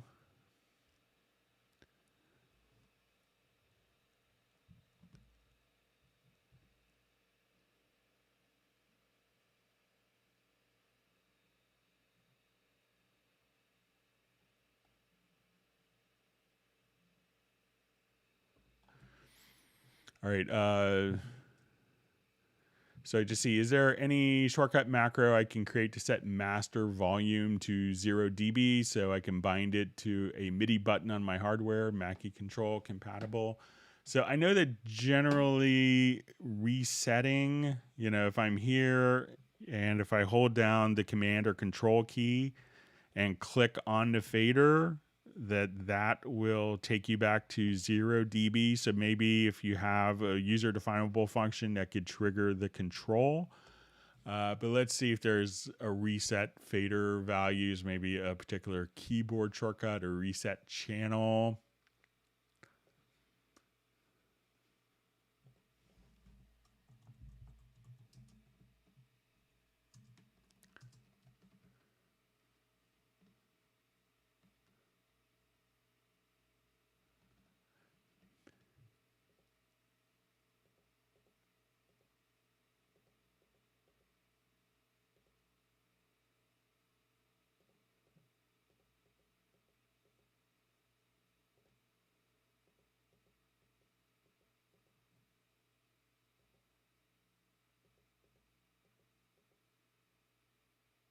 So it might be the reset to default. Let's give that a try.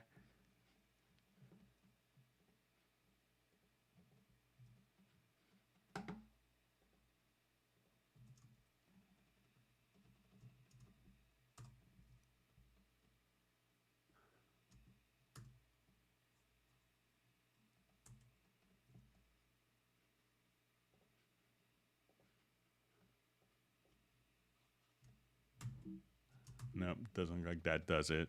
But maybe if you just had the modifier key just set to control and then tap the fader, maybe the Mackie control surface would put it to its default value, just the modifier key.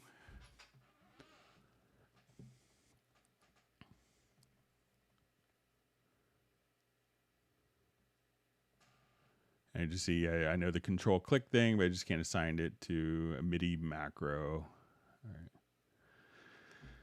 All right, so just see, please explain, how did you get your DAW sound to this live stream? So I use kind of 2 different audio interfaces. So I could talk and not worry about setting up and switching when I switch projects. And so I use a UR24C for my audio interface for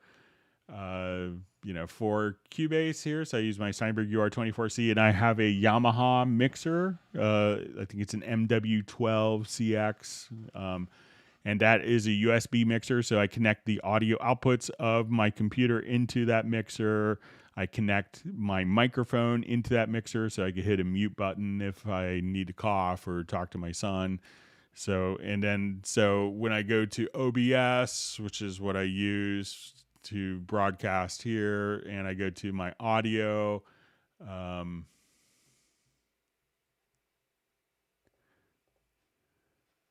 I just have this set up to go out of my Yamaha USB port. So, and that's how I get my audio for the live streams. I found it to be pretty reliable because I do lots of Zoom and Microsoft Teams and YouTube presentations throughout the week.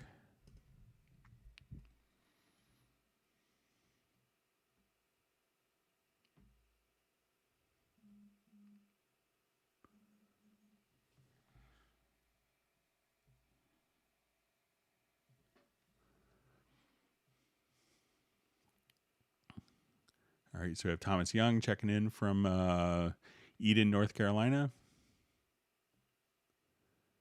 So just see, is that Schubert? I thought Sibelius. So yeah, it was Schubert's 5th, second movement. I love Sibelius' Second Symphony. It's one of my favorite pieces as well.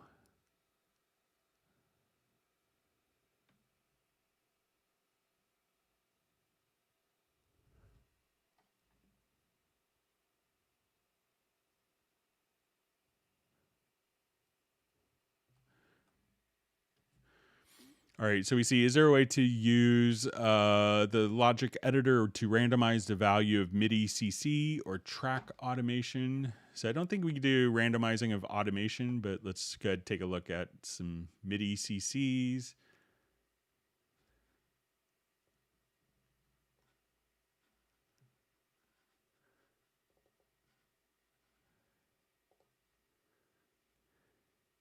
right, so let's say if I just wanted to draw in some modulation here. So let's say, let's go to our logical editor. So we'll say we're going to transform type is, we want to say is going to be equal to controller, and we want to have value 1, the controller is going to be equal to modulation. So let's say 1. And I want to say value 2 of the controller message. We want to set to random values between, let's say, 40 and 100. So now you could just come right over there and you could randomize the modulation. So you could do that with a lot of different things. So let's say if we were doing this with automation, we could do some stuff with the project logical editor, but I don't think it's randomizing of automation. But let's give it a shot. So kind of a different, I'll select this. I want to take my project logical editor. So we want to transform media type is equal to automation. And let's see if we'll try length. I don't think this may do anything, so, but we'll give it a shot. I know we could kind of do trimming on it. So a lot of times, let's try position.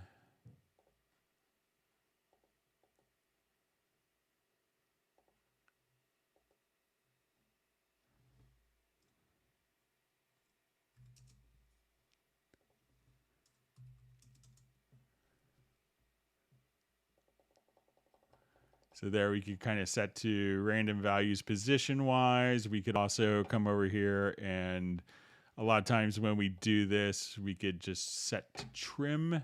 And you can say like multiply by, 0.6. And now as I wanted to just come over here, we could choose to, or, multiply by 1.34. So every time we come here, we could just, sorry, let me just get the value right. So we could do some work with automation. So say I wanted to multiply that by particular ratios and multiply and divide with using the trim functionality.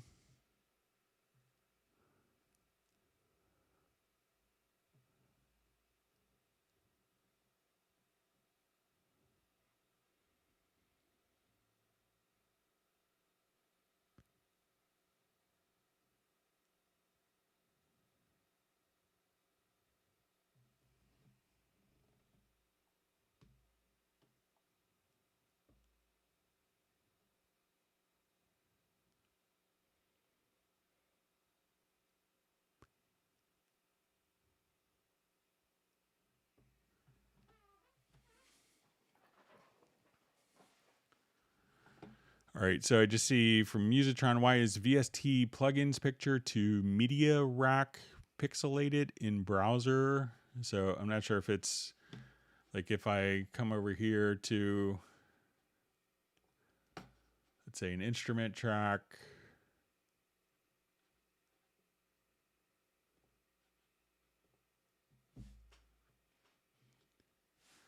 All right, so let's say if I wanted to do my picture of it.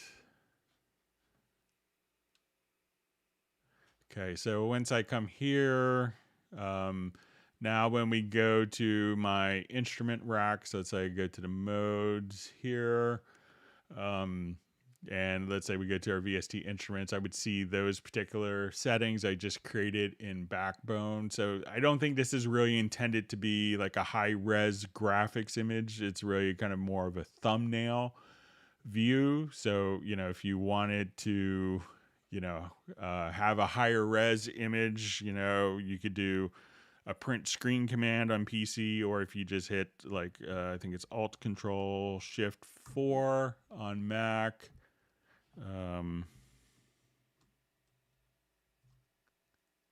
Or just Command Shift 4.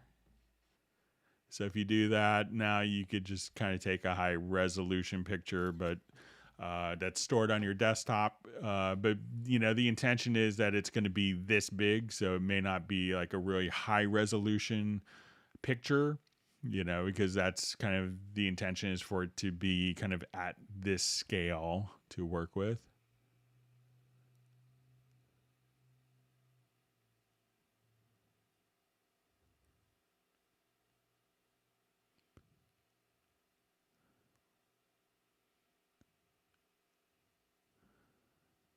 Okay, so we have Chanel from Sri Lanka. Thanks for joining. It's really early, really late there. Thanks for joining. Welcome to the live stream.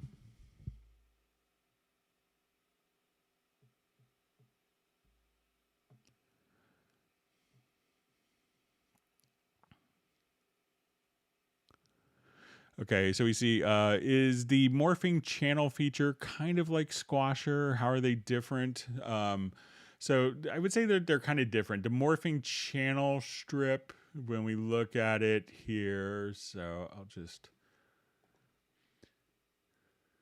come under here. So say, okay, we'll have our morphing. I think I have it on here. Okay, so say our morphing channel strip. Okay, and this is kind of an updated GUI image that Yamaha has provided. And we'll go ahead and look at Squasher.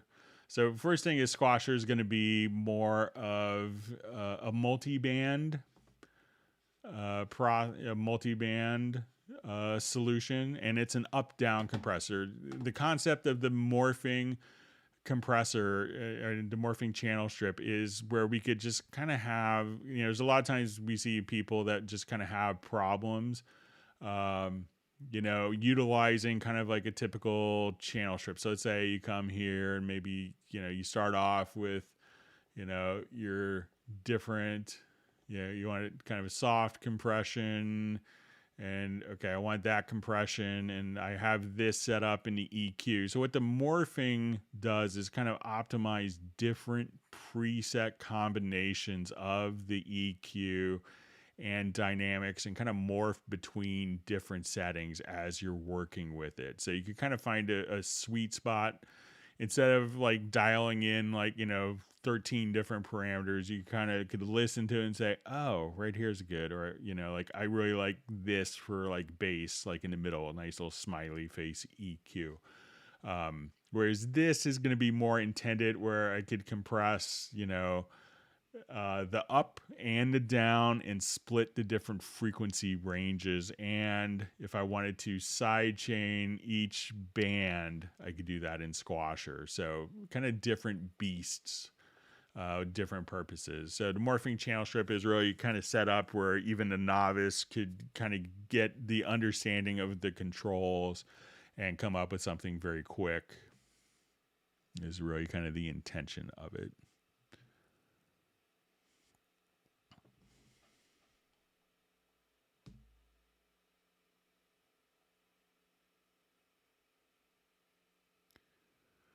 All right, so I just see, is it possible to convert, just fine, sorry, my,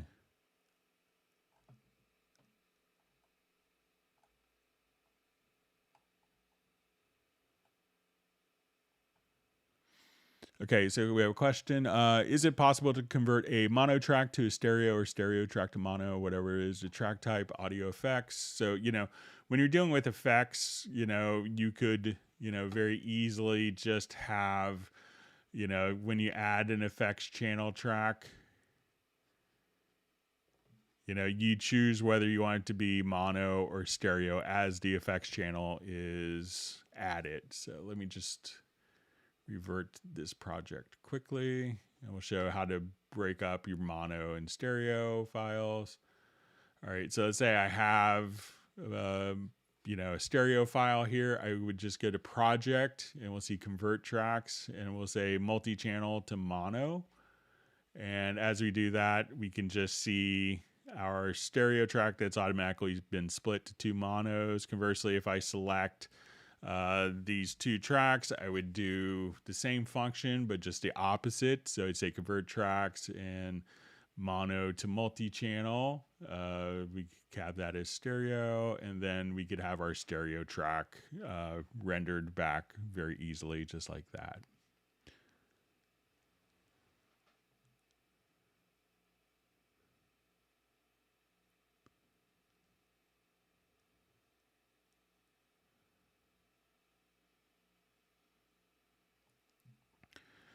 All right, so we have a question from Mike from New York. Cubase 11 on Mac M1 question. I would like to know if there's a way to warp multi-track or several tracks at once while using one track as the master track. So currently not. You'd have to kind of do it one at a time.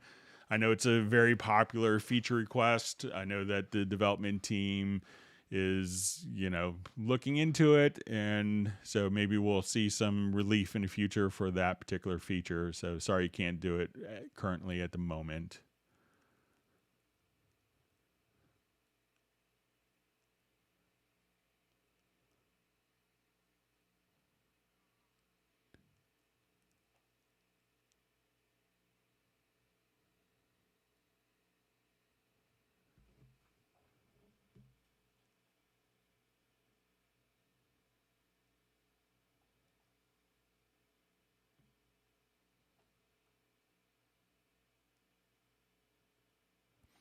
All right, just reading through comments. Thanks for all the great discussion. And if you've learned something new, make sure that you actually hit the like button. And if you haven't subscribed to the channels, make sure you do that.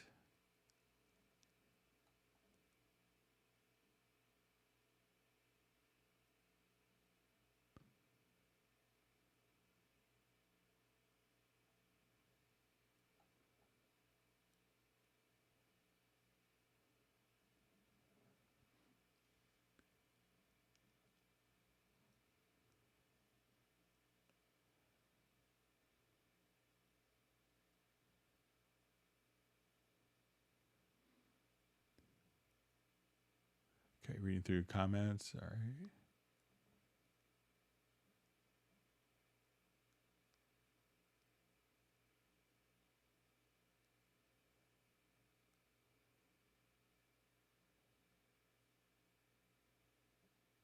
Okay, lots of great discussion. Still reading through.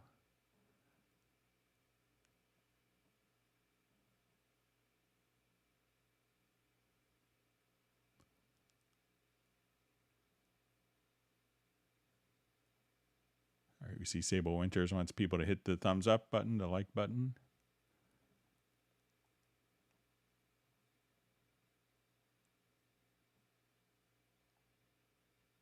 All right, we see JVI in the live stream. Thanks for joining. You don't have to apologize for being late. All right, so it's probably late in Europe.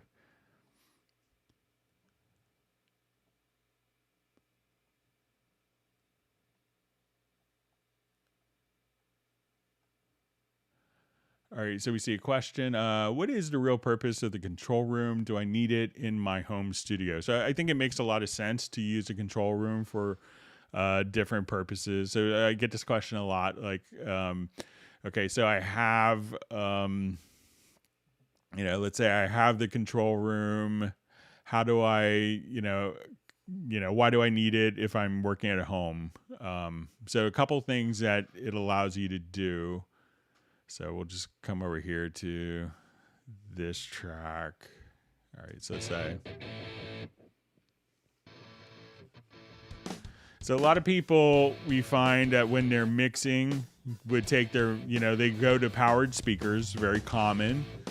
And what they do for their monitoring volume is they have maybe, instead of reaching to the back of their speakers and adjusting their volume, they would come here and adjust the master fader, and they would use this as their monitoring volume. But as you can see, as I adjust my fader down here, let me switch my just switch my metering preference here.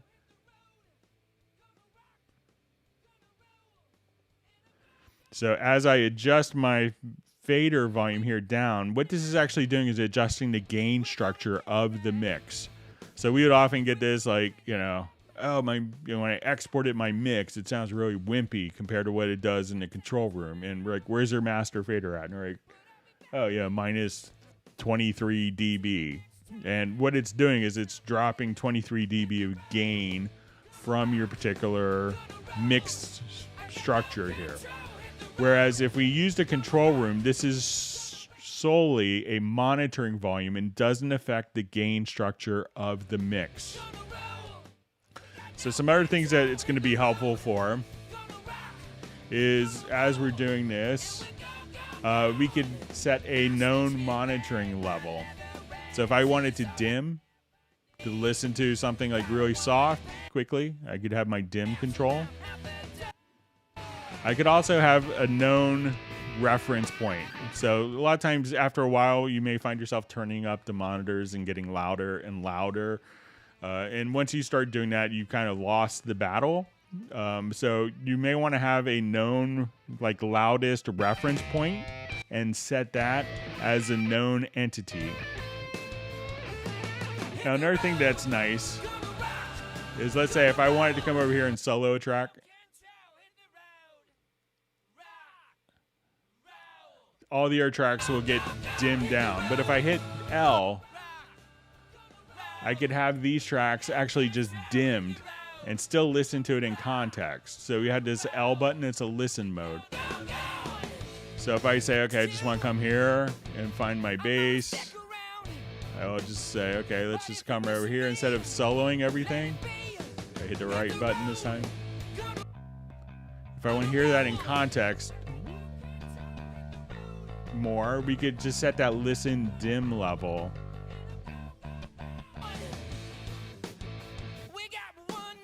Now let's say if I have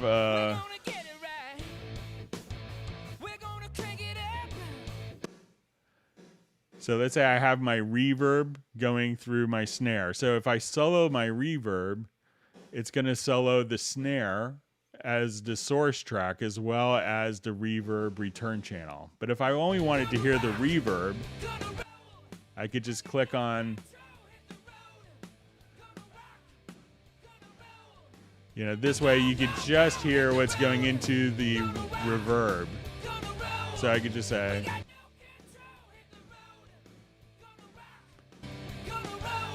now, we also have different downmix presets. So if I want to listen to this in mono,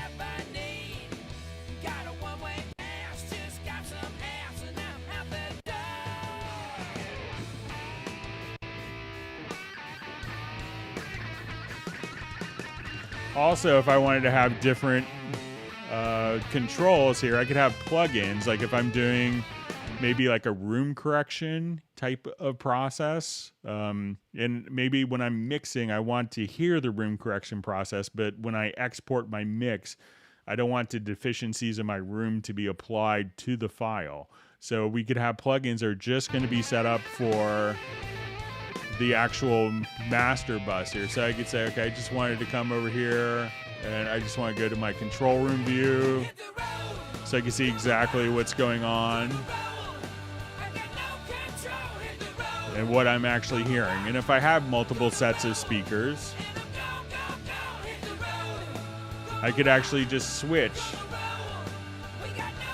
between different monitors as well. So if you have like stereo, like older stereo or 5.1 setup, you could just come right over here and have access to be able to switch your monitors. And again, you're just using the available inputs and outputs. And when you get more into it, you can say, okay, I want it to have other input sources. I want it to have headphone mixes. So if you don't do that in a home studio, there's still plenty of great use of the control room for you in just, you know, for if you have one set of speakers, it gives you a lot of advantages.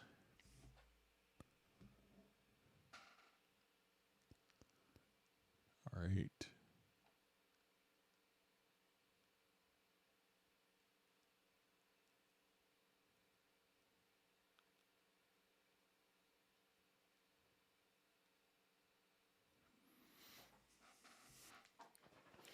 Okay, so we have a question. How can I have my own sample bank, like a favorite folder in media? So, you know, once you come over here, you know, if you have everything kind of set up in a folder, You know, there's a couple ways you could do it. So, you know, if you have, let's say you go to your different loops here, you know, you could actually have like different assignments and ratings. So let's see if we come over here. So let's say, okay, I want this to be 5 stars. So, you know, you could choose to only find stuff that is, you know, like 5 stars. So, like, let's say even if you're in your MediaBay here, okay, you know, I have these presets as 5 stars. And then when you go to ratings, you can say, you know, oh, find only 5-star sounds. So you could do stuff like that. So I would just want to come here to my VST sound and I could find everything that I've liked that has 5 sounds just based on ratings. Or everything by default will have 3 stars, but you could just set, you know, as you go through sounds, say, oh, I really want only my 5-star sounds. And you could just, you know, find everything based on your own user ratings. You know, if you have particular folders that you have everything saved to, that's a quick way across multiple folders. If you wanted to go to the file browser and set particular folders, you could just right click and add it to favorites. And then when you're right here, you could just go to all of your favorites folders as well.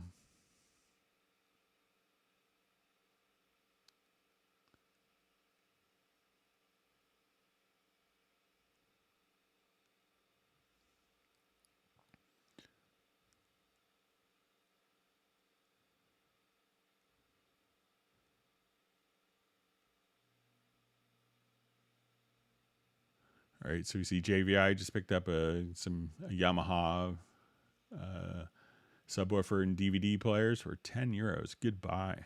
All right, so I see from Paul says I was talking about recorded audio, not MIDI generated audio, i.e. vocal takes recorded on different tracks rather than in lanes. So Paul, maybe if you could, I know we'll probably have time to get to it, but if you could just refresh my memory on the question, that'd be great. I'd be happy to get to it today. Make sure I get your question answered for you. Sorry for the confusion on my end.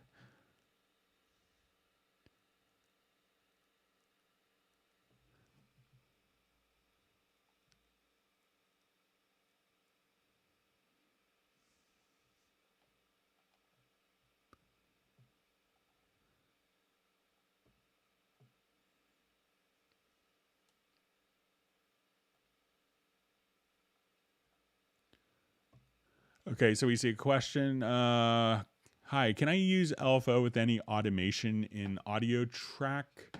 So yeah, there's a way of doing this with any automatable parameter. So let me see if I can remember how to get this going.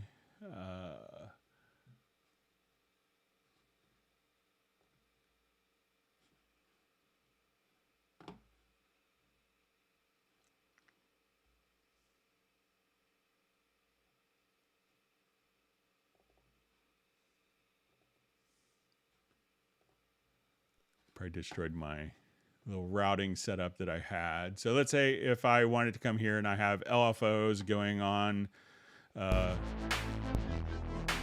like different instruments here. So let's say if I open up my auto LFO,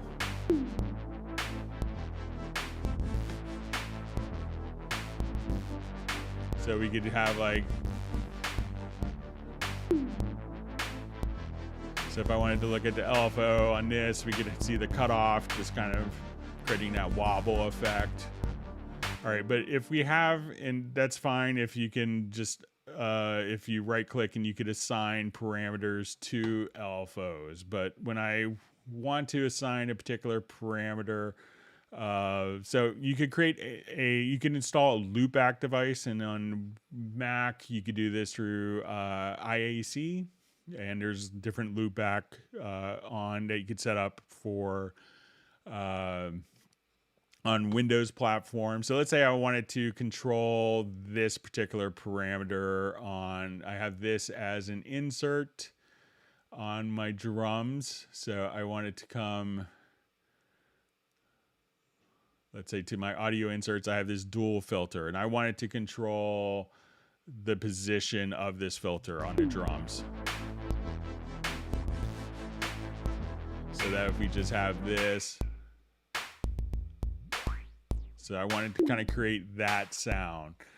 All right, so if I do this, and I have a good chance of messing this up, we do this kind of through the generic remote. I know this is like really could be a bit convoluted, but I'll say let's set this up with the IAC bus driver. Okay, and what I want to do now is I'm going to just click on Learn here, and I want to go to the track itself, to like the MIDI track. And what I want to do here, I'll just go over to my auto LFO parameter as the MIDI insert here. So I'm going to set this track as my MIDI insert. So let's just say we'll have this go on controller 10. So I'll open up my generic remote. And what we want to do is to have controller 10, and we want to go to, let's say our glitch drums, and I want this to go to inserts, dual filter, and position. All right, so now what I want to do is I'm just going to click on Learn. So I'm going to play. Let me just play this.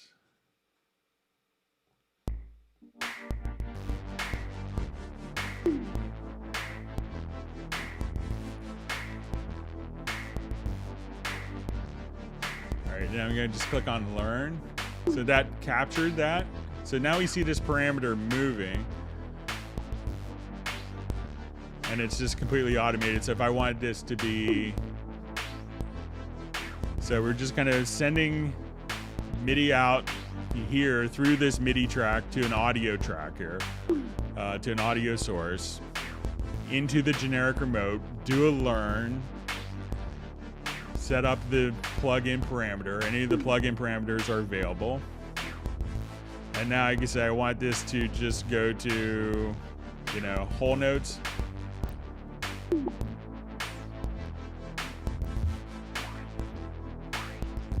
And what rhythmic value you want.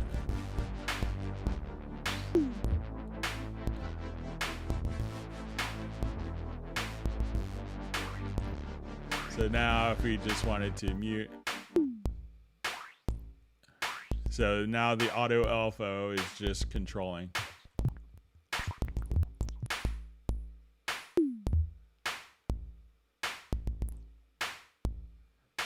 So that's how you can get it to, I know it's kind of a goofy workaround, but you can get it to work. So.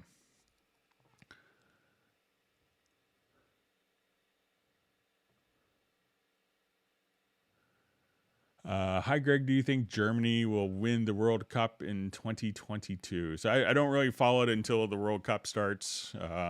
Being an American, I realized that, you know, for our own nationalistic tendencies, we can tend to be disappointed, at least in our men's team, for World Cup performances. So, but I think Germany usually has a pretty good shot, but I enjoy watching the World Cup. So I played soccer since I was in second grade. I was kind of one of the first kids, an early American soccer player. So I always enjoyed watching soccer, but I haven't followed the teams.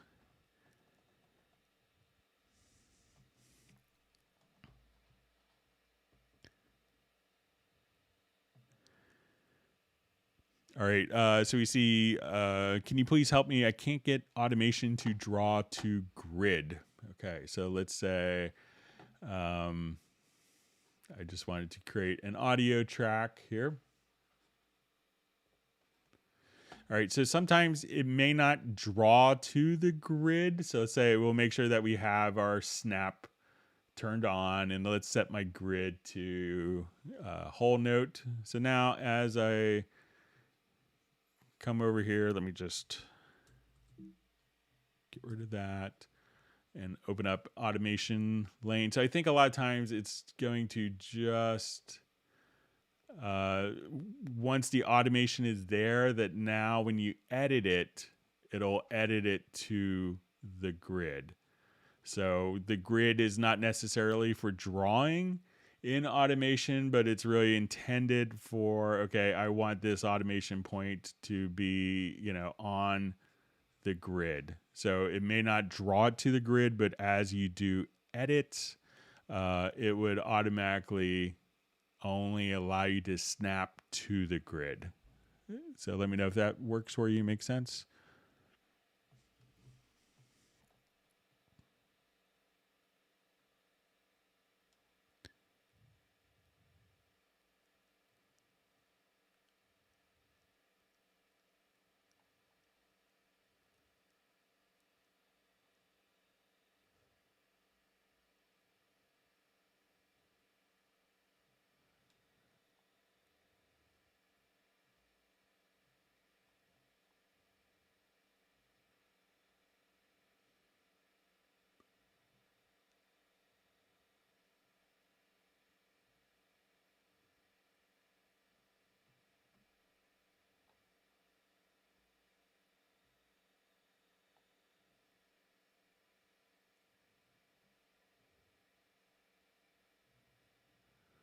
All right, just kind of reading through questions. So lots of great discussions.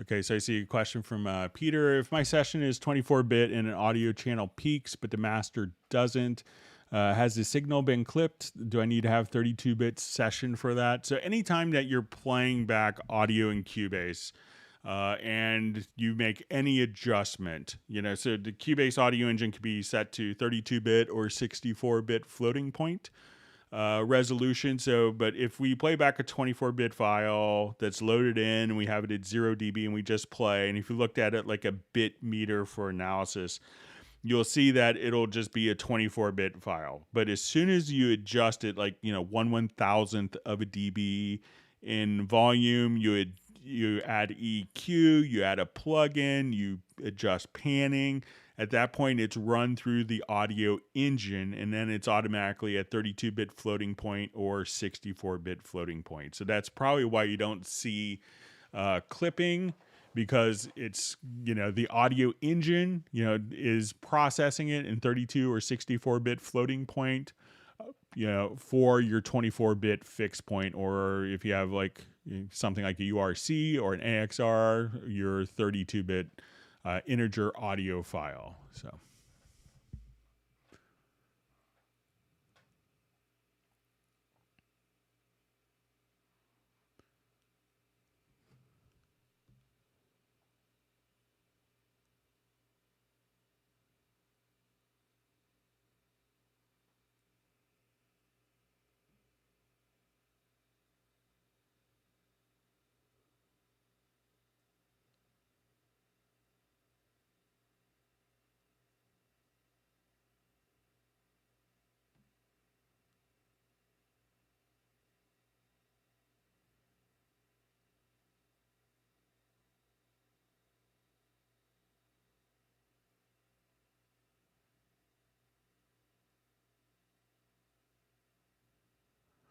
All right, just reading through.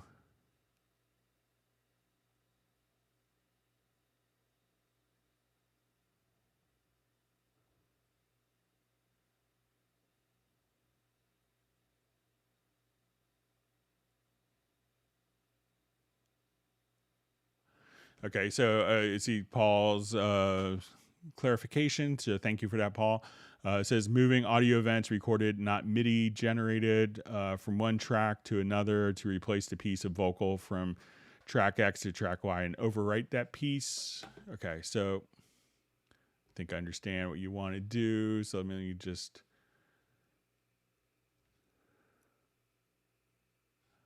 do a new project here quickly.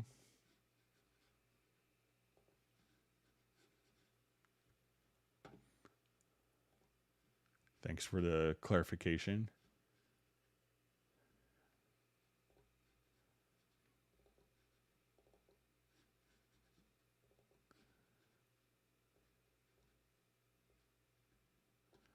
All right, so let's say if I just want to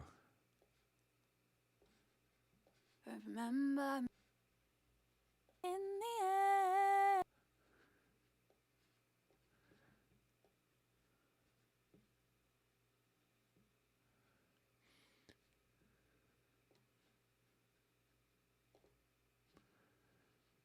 Okay, so let's say I have, just make sure I have this set up correctly for Paul. Moving audio events recorded, not MIDI generated, from one track to another to replace piece of a vocal from track X and track Y. So let's say if I just wanted to replace that. So as soon as we go over top of it, now one setting that you may want to set up if you go to editing under preferences, you could have delete overlaps. So maybe this is what you're looking for, Paul, where you could just say, now when I drag it over, the original file will just be gone. So if I undo that, so if I just wanted to take even just this portion of the file and I drag it over that, what that'll do is, if we open up our lanes, we can see that it's not going to make lanes, but it'll just automatically replace that. So see if you drag it over, and then if you didn't want the underlying material there, again, that's under preferences, and you could just enable delete overlaps right there. So if that is unchecked, and I did that, we could now see that these would show up as lanes. So, that you could have like the original material and the lane over top of it. So see if that's what you want to do, Paul.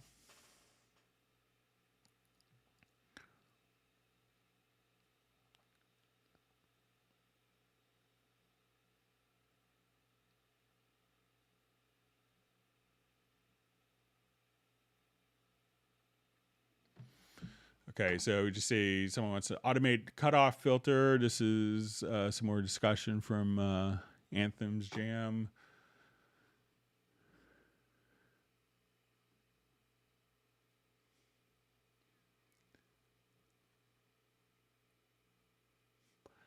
All right, so let me just come over here to this.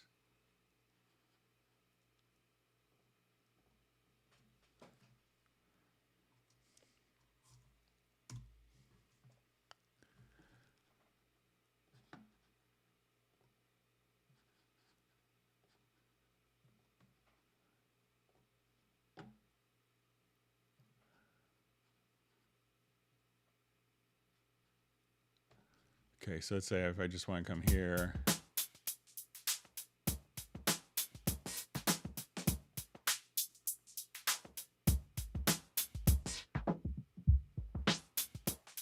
All right, so let's say I want to automate that particular parameter. I could just come right over here.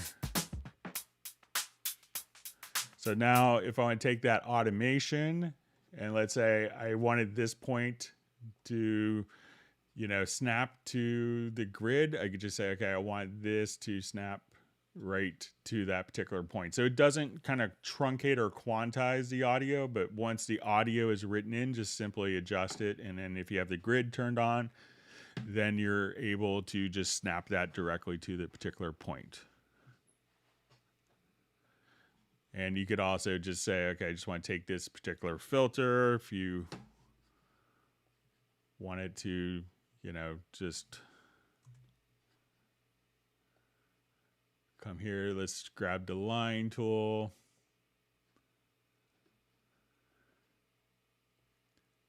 So you could just have that point. So you could just draw it in. So let's try with the line tool here. So if now I just wanted to draw in with, say, my pencil tool, you could do that. But let's say now I just want to grab the line tool and have that snap. You could just draw it in directly with the line tool, but the pencil tool may be more freeform. But try just coming right over here with the line tool. And you could just say, okay, I want this to go from top to bottom, and that's automatically snapping to the grid for you.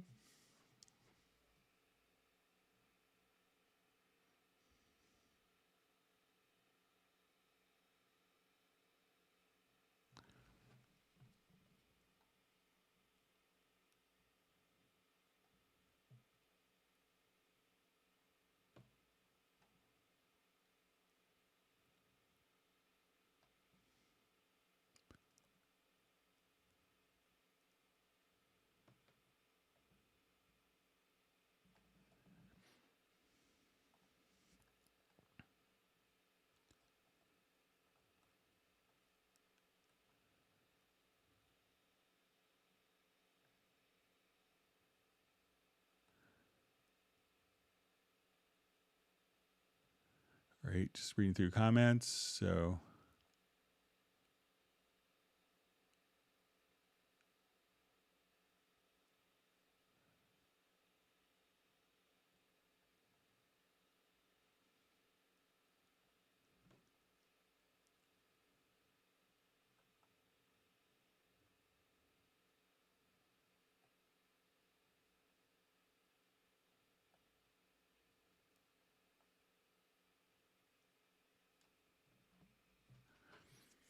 all right, so I just see, is there any way to check pre-fader level in Cubase as you can in Pro Tools? I mean, the level which the audio signal is hitting the software, mixer, and or plugins. So once you come here to the mix console, just right click.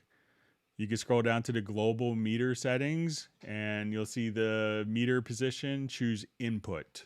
And then that's where the audio file is hitting. So just come right over here. Once again, to right click on like the fader or the meter area, go to meter settings, and then you could just come right here and choose meter position to input as opposed to post panner or the other choice.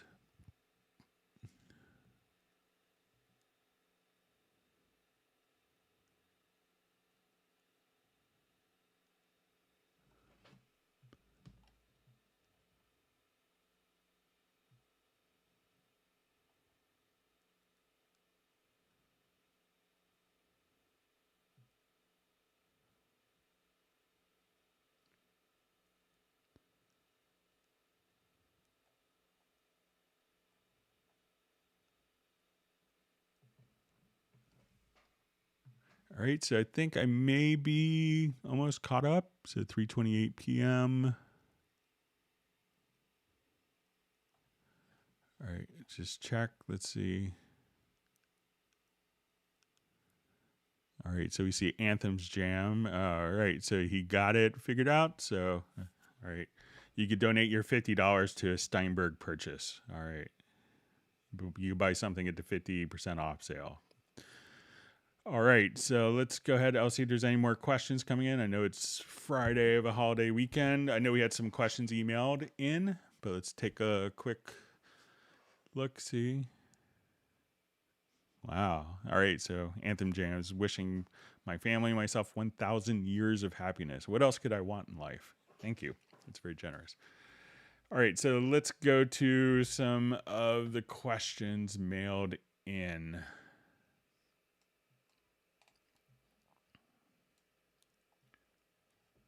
And if you learned something new, make sure you do hit the like button.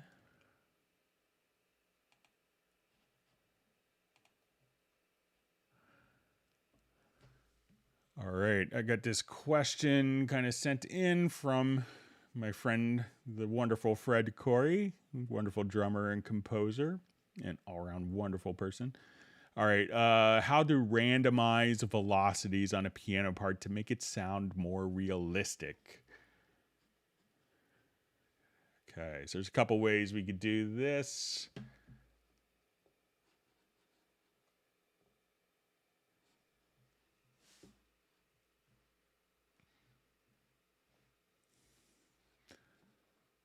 I'll just revert this project here quickly.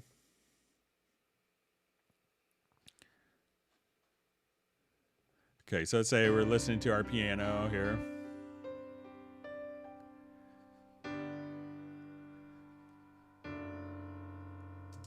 All right, so let's say I have like all of these are kind of well played by the musician, but let's say these are all just kind of set as one velocity level.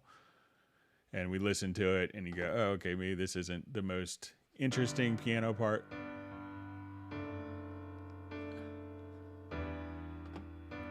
So velocities can make a huge difference in kind of editing of MIDI parts. So, but let's say if you come over here to the track itself, you can go to MIDI modifiers. And here you get, there's a couple things you could do is you could say, okay, I want to, shift the velocities. We could also say I want to do, randomize the velocity, and let's say the minimum and maximum value. So let's say I want this to be 80 and let's say 110.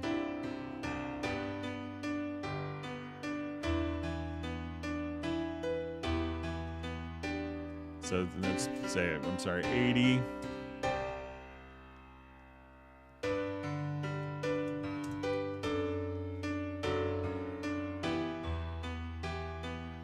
So you could have, like the velocity range there. And if you wanted to see what that looks like, I think if we do a freeze MIDI modifiers, let's see if I did that correct. Let me just undo that. So, here we could choose, to randomize. Another way of doing this is just kind of come right over here and just select, let's say if we start off with our velocity range here.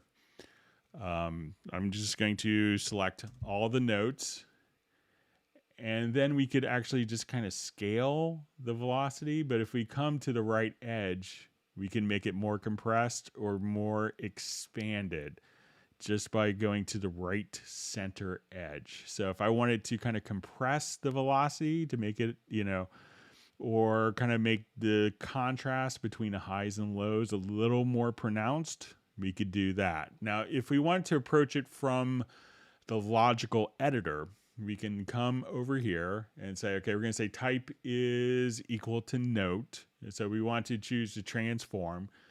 And then what we want to do is to say value 2, which is the velocity message of a note. So, different MIDI messages will have different value 1s, value 2s. So what you want to do is just to have value 2 as the note.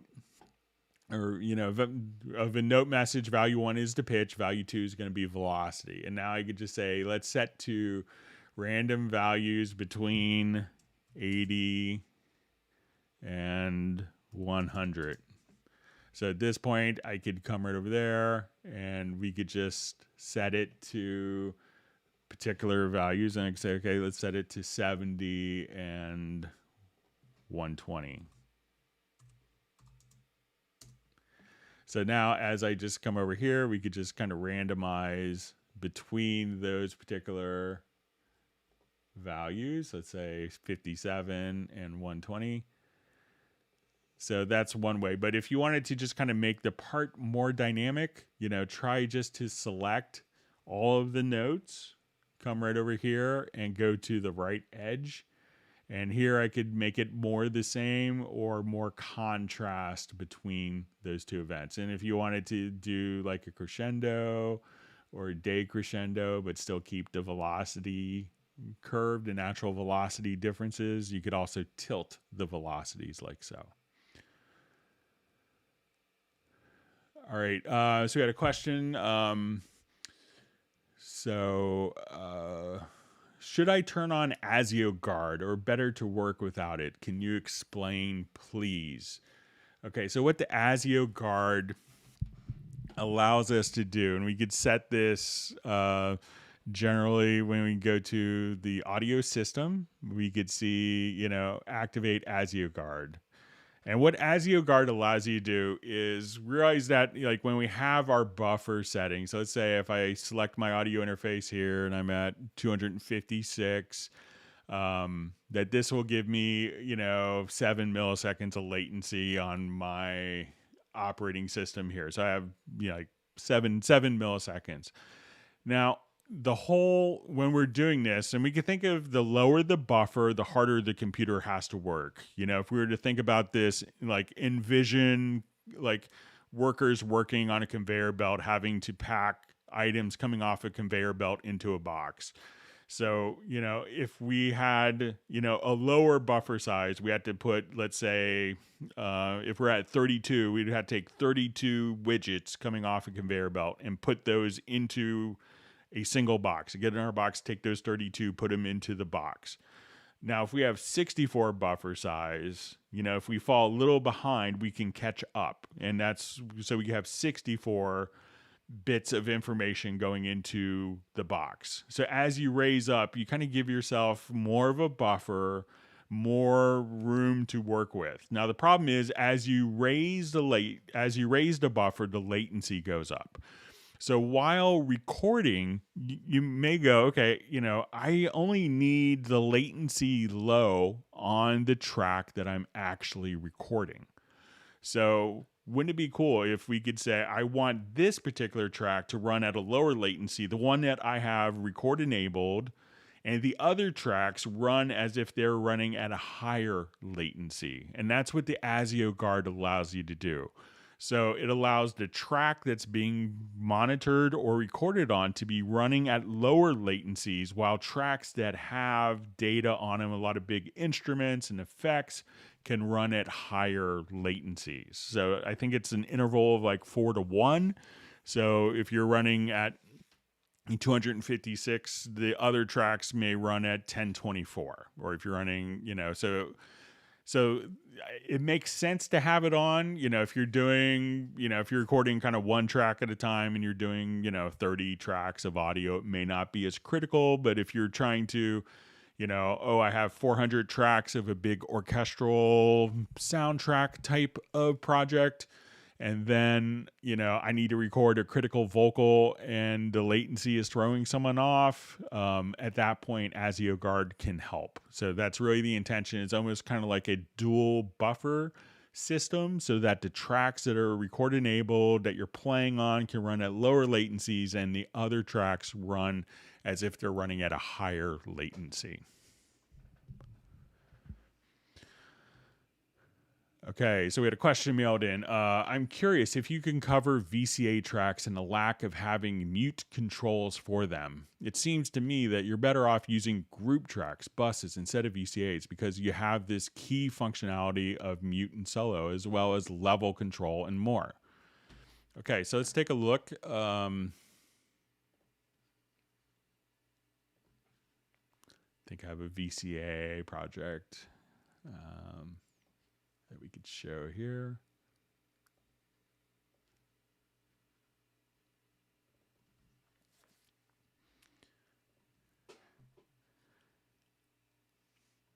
Okay, so let's say I have in my mix console, I have a lot of tracks with kind of existing automation.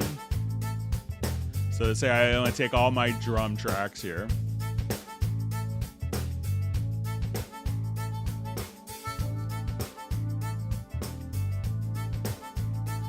So what I want to do now, so in my automation, let's say, is going kind of in contrary motion where one track is going down, the other tracks are going up. So I'm going to select all my drum tracks. And then I'm going to right click and let's add a VCA to the selected channels. All right, so the first thing you notice is that the VCA does have a solo and a mute right on the VCA track. So you may not see it. Even here in the project window, you can solo and mute. So I've gotten this question a couple times, like, you can't mute VCAs or solo VCAs. You could definitely do that. So let's say I have a large reverb. Let's see if I have. So let's say I want to go to my snare here.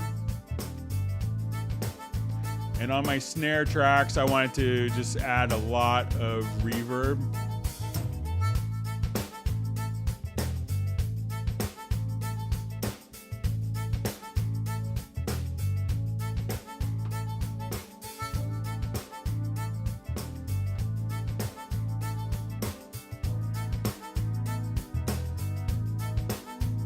All right, let me just add some really obvious reverb here.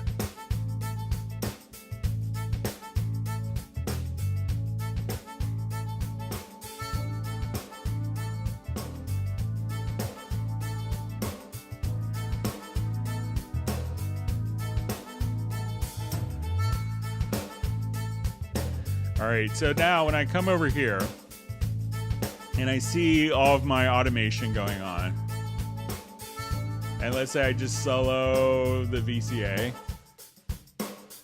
All right, and let's say I spent a lot of time getting that snare and a reverb just perfectly as I would see it there. Okay, now as I bring a VCA down, that relationship between, if we listen to the reverb on the snare, that is not affected by the volume change here. Now, as I bring my VCA down, we see our automation going on. So if I wanted to keep the existing automation that's going on in the drums, but still bring the drums down, I could just now come right over here, bring down, and while my VCA is going down, other tracks are still kind of going up. So they could go in contrary motion. Now, if I automate the VCA, I could come right over here. Let's say, okay, now I automate the VCA, so it's going down, my tracks are going up. As I bring my VCA up, the other tracks can still, their automation can still go in contrary motion.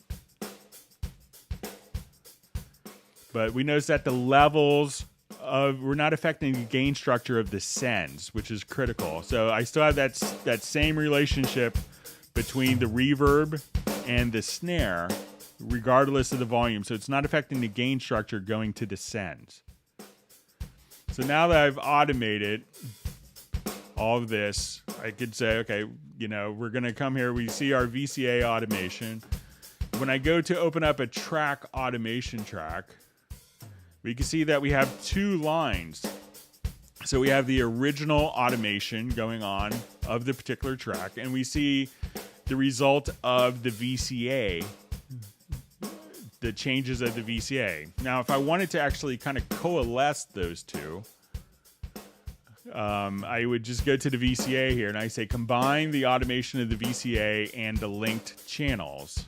And now we see the result of the VCA on the particular channels. But again, the VCA doesn't sum, so I'm not going to be able to apply an EQ or compression on the VCA, but it allows you, when you're dealing with a lot of automation, you're dealing with a mix that has a lot of effects, we could have all of those not be affected. And I could still maintain my automation directions, but increase or decrease the sounds. I could have the automation coalesce to that or not. But the critical thing is, especially, is if I put it into a group and I drop the group down, the level hitting the effects end would still, would be altered as the volume drops. So VCAs can be soloed, they can be muted. So that's really kind of the intention of VCAs. And if you wanted to, you could say you could have multiple VCAs routed to a VCA. So I could have VCAs for my kick, VCAs for my snare, my hi-hats, my toms, the overheads as independent VCAs and route those to a master VCA for the drums. So that's some of the intentions and design of the VCA. And it used to be that VCAs were used in a lot of large format consoles before we had motorized faders. So if you deal with like an early SSL G or an E, you would automate. The automation wasn't happening by a physical fader moving. It was automated by a VCA. So this workflow is still really ingrained in a lot of audio engineers. And there's, particular workflows that are really designed around that for mixing. And that's why the VCAs are important distinction to have from groups. Now, groups are ideal for, I want to do parallel processing. I want to just have one track for, to sum all of my background vocals and put a compressor on it. That's the perfect design intention for groups. So, but there's other mix scenarios where the VCA works better and makes a lot more sense. Okay, so another question we had, another thing I'm looking at is trying to figure out why things like the sampler track or the scrub tool are playing back 12 dB softer than the control room. I often like them to be even, but I'm unable to figure out what to set. All right, so let's say if I dropped a part into my sampler track. So I'll come here, let's drop it into, all right, so let's say if I'm listening to this, we'll switch over to our meters and I'll just solo the bass here. All right, so let's say now if I hit just the sample track here,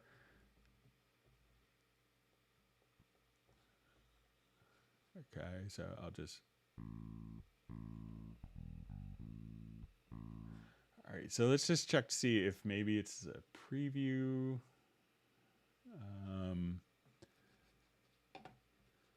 So sometimes, the volume could be set differently here on this particular track.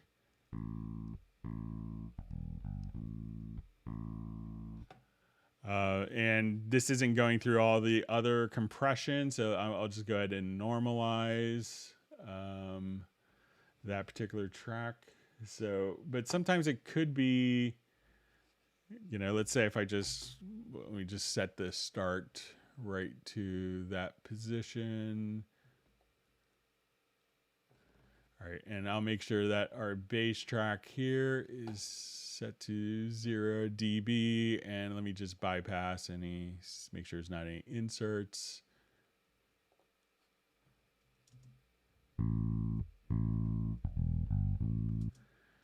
All right, and let's just go to the sampler track, and let me just, and it could be just like where you hit the, the notes of when I hit it at a full velocity. So let's say I'll just solo the bass track here. So, if you hit it with kind of softer velocity, that maybe, and when you click on it, but if you hit it,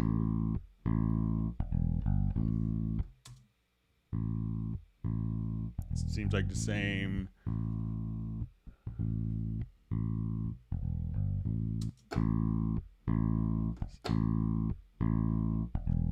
And I probably just, but so I think, if you just kind of click on it with the mouse, it could be maybe that depending on your velocity level that you're hitting the MIDI keyboard with, that could be setting it. So make sure you have that set up.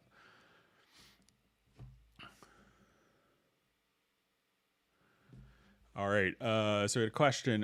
Greg, I asked in a previous Hangout about the safe mode program terminated dialog I'm getting on startup, but is there a process to effectively diagnose what particularly is making it happen? Third-party plugin or program, etc. Basically, how do I figure out what's causing it so I can correct it? Thanks.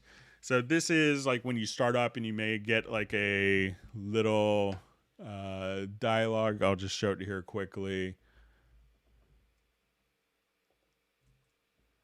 So if you notice when you start up that you get this safe mode dialog. So a lot of times when you get something like this, so sometimes you may notice that if you look at the top, it may actually show you the plugin that's causing this particular problem. And why we kind of put this this kind of diagnostic startup mode is a lot of times, as people would close the program, it would hang and there's a plugin that's hanging. Sometimes it doesn't show you exactly what is causing it to hang. Sometimes it will show you what particular plugin is causing it to hang. So people would often sometimes get into scenarios where they couldn't start their Cubase to turn a plugin off. And that was problematic. So they're kind of in this loop where they couldn't get into their Cubase because the plugin was hanging them from launching Cubase. So that's why we kind of started that safe mode, because you could bypass the program preferences. Like if you wanted to try something out to see if something could fix that. But also it's to bypass third-party plugins, gives you that option, so that if a plugin is hanging on starting, like, you know, it's looking for a file and it's not finding it and it's not allowing your Cubase to start, that you could just bypass the particular third-party plugins. So sometimes if you go into preferences, I think under general, you know, you could enable usage logging, and this could actually give you, give you an idea of exactly, that could give, Steinberg an idea if you send that into the support of, exactly what could be causing the issue. So, make sure you have that turned on, and that could generate a report of what was happening right before something misbehaved. So sometimes you will see that the plugin will be listed, and sometimes you just have to, sometimes the plugins, just crash and they don't give any kind of warning messages. So that's why, they allow you to kind of start up, and then you could, maybe take certain plugins out of a particular project and see which is the culprit. And it's one of those things that it's really easy to dread for 20 minutes, and it could take you, 8 minutes to do and kind of isolate it. Try loading up 5 plugins in a project at a time, disable it, save it, see, enable 5 more tracks and see if that is still behaving, and just kind of, work in groups of 5 or 10, and you could probably find a culprit pretty quickly.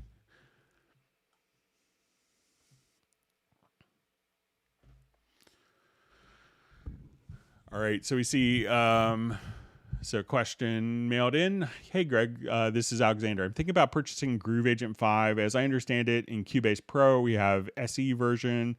It's a light version, as I can understand. Can you give me some of the main options why I need to go with the full version right now, the full version with discount on Steinberg Web? Please help me to choose. And if I purchase it, can I remove the SE version then? Just want to clean up my DAW. And then, so let's take a look at some of the things that will be in the full version of Groove Agent that aren't in perhaps the SE version. The SE version is, incredibly capable, but there's some great things inside of the full version of Groove Agent as well. So let's see if we could show you some of those.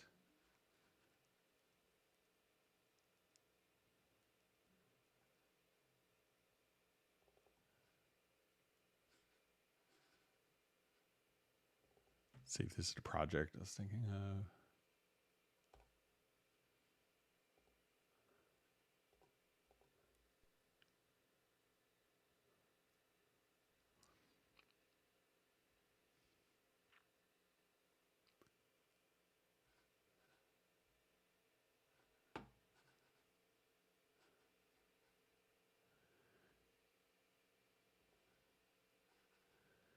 Okay, so, one of the things that you'll see, so you'll see that they'll look kind of, pretty similar overall. So if you look at Groove Agent, so a lot of people think that the first thing is like as you're playing, that, oh, you have 4 agents. All right, so when we come over here, okay, so we can have 4 different agents. So Groove Agent SE will have some of the main differences are you could have 4 agents at once. Now, many times in contemporary music, we're going to have different levels, like hybrid approaches to drum and percussion. So you may have like an 808 kick, like an electronic kick, with acoustic drums and percussion, and maybe something else like sound design type functionality as well.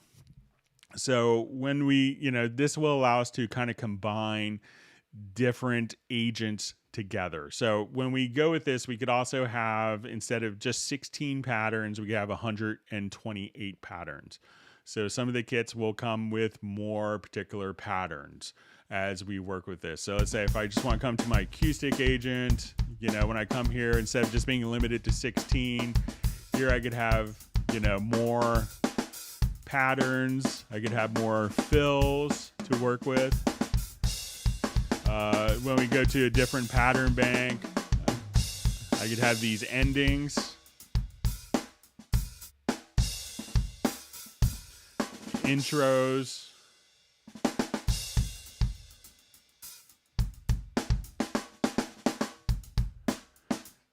So now let's say I want to bring in maybe, you know, a beat agent kit with this. So I could come right over here and let's just have this play now. And I'll just take this volume down here a little bit. All right, so now I wanted to come over here and have. So now I could come to my 4 different agents.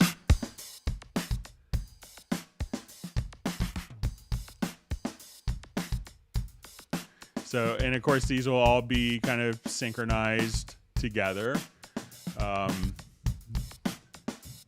Now, let's say I'll come over here. Let's add a percussion agent. So I could select my percussion agent. So just like when we come over here, we could say, okay, I wanted to have my instrument for when we go to edit my acoustic drums. I could, you know, come over to my MPC style interface. But Groove Agent also has just a full percussion agent as well. So I can just come over here.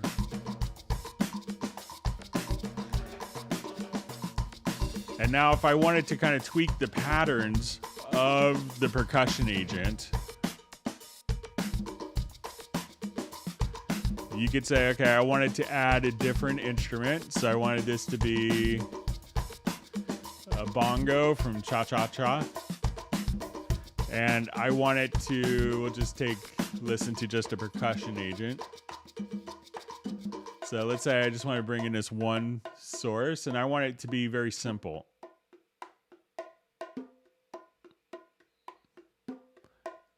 I want it to be more complex. And you could also have more intensity, like dynamically. I wanted this to be half time or double time. And I wanted this to start on an offbeat of 2. And I wanted to add more swing. So we could do this for each individual sound. So I could say, okay, let's make our shaker.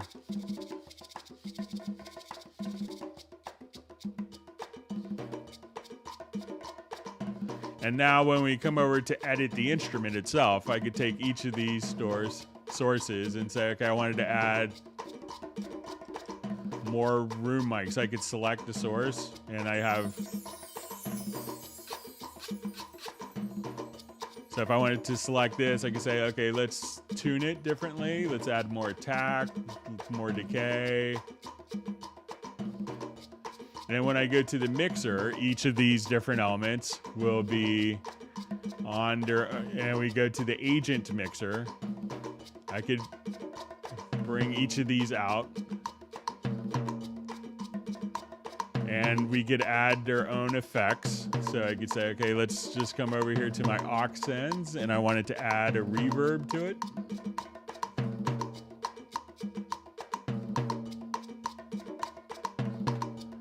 So I will go back to the agent itself and say, okay, on this, I want it.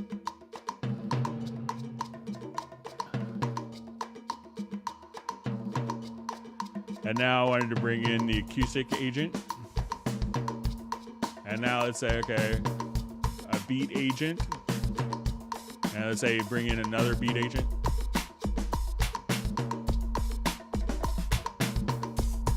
So just a couple mouse clicks. I want a little less reverb there. And I go to the mixer. And now I could say, okay, I just want to go to the agents themselves. So I could say, okay, let's go to our different kits. So I say, okay, let's bring this. Now, as we go to our patterns, we could also just come over here and we could choose for these patterns.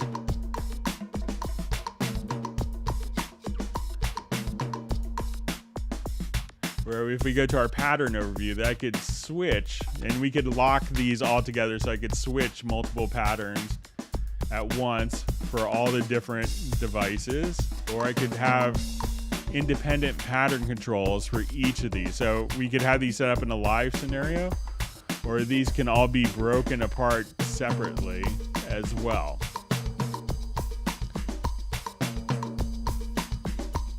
We'll also have a full dedicated performance section. So if we wanted to do like note repeat functionality, we can have that kind of all set up. And you know, the beauty of this also is whatever tempo I'm at, if I do 100 beats a minute or let's say 80 beats a minute, it'll just automatically sync along. You know, and if I want to try just a different kit here, I can right click, let's load up. Let's say I want to do something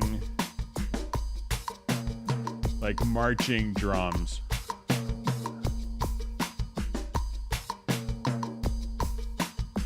On my fourth agent.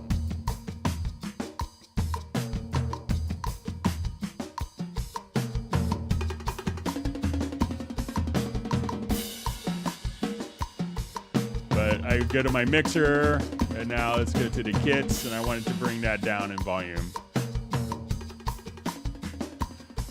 Now, if we wanted to actually go to the patterns, you know, here we could say, okay, I want to go to edit the particular patterns, that you could select, you know, different patterns and be able to actually edit and just kind of draw in.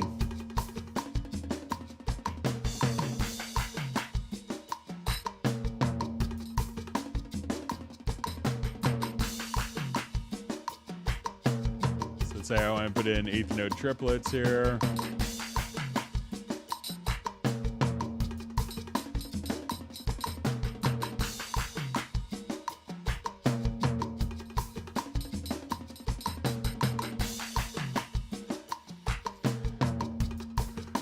So as you can see, you could do kind of just a tremendous amount, and we could have these all kind of follow the transport if you wanted to. So you could just say, okay, this one. So, you know, and then, you know, even once you get into, let's say, I just want to do a new agent here, we could just say, okay, I want to reset the agent, or I'll just cut the kit here.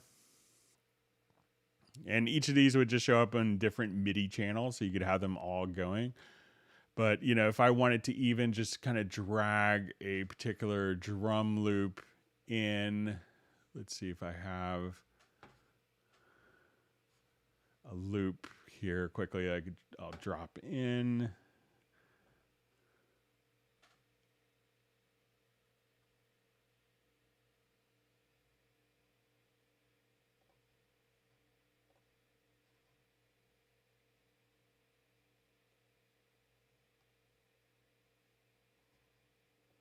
Okay, so say I drag this loop in, and now we could slice the loop. And as we wanted to come over here, we could create our slices. And one of the cool things is, let's say, okay, I have, you know, as we look at our slices, it's going to create the pattern. So I could play the particular pattern here. So let's say, okay, I just wanted to. So let's say, okay, I'll just knock up my tempo. Let's say to 100 beats a minute. So I could. So let's say now I took that one drum loop. It's now automatically sliced it. When we go to the pattern editor, so I could just say, okay, we go to our pattern pad, and you could just hit the E key to toggle back and forth between pattern and instrument.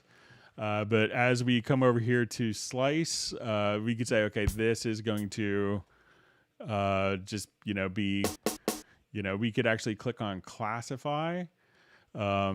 And then, you could actually at this point just kind of, have this automatically classify like, the snares together. So if you want to say anytime there's a snare, use this particular snare.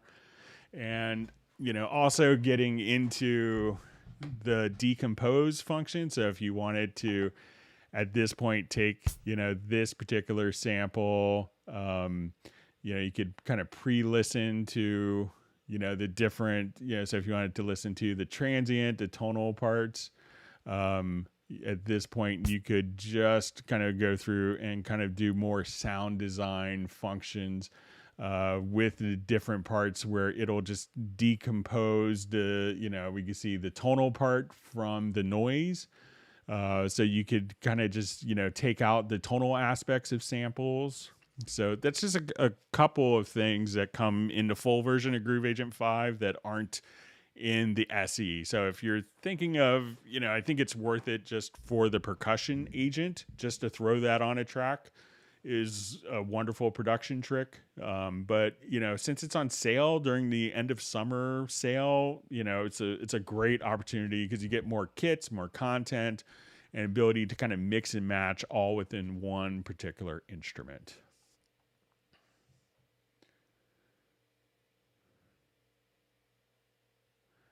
Okay, so just see our question mailed in says, I really enjoy your live streams. Many useful, unusual tips. I've been using Cubase for 30 years, currently on 1103 Windows 10, 8-core, 32 gigs of RAM. No problem. It says, when using VariAudio or Audio Warp, the audio wave display and sound does not correspond to the playhead cursor position. This obviously makes it very difficult to make edits. It also only plays with or without the S button engaged, makes it impossible to edit in context. So let's just jump back to a VariAudio project here.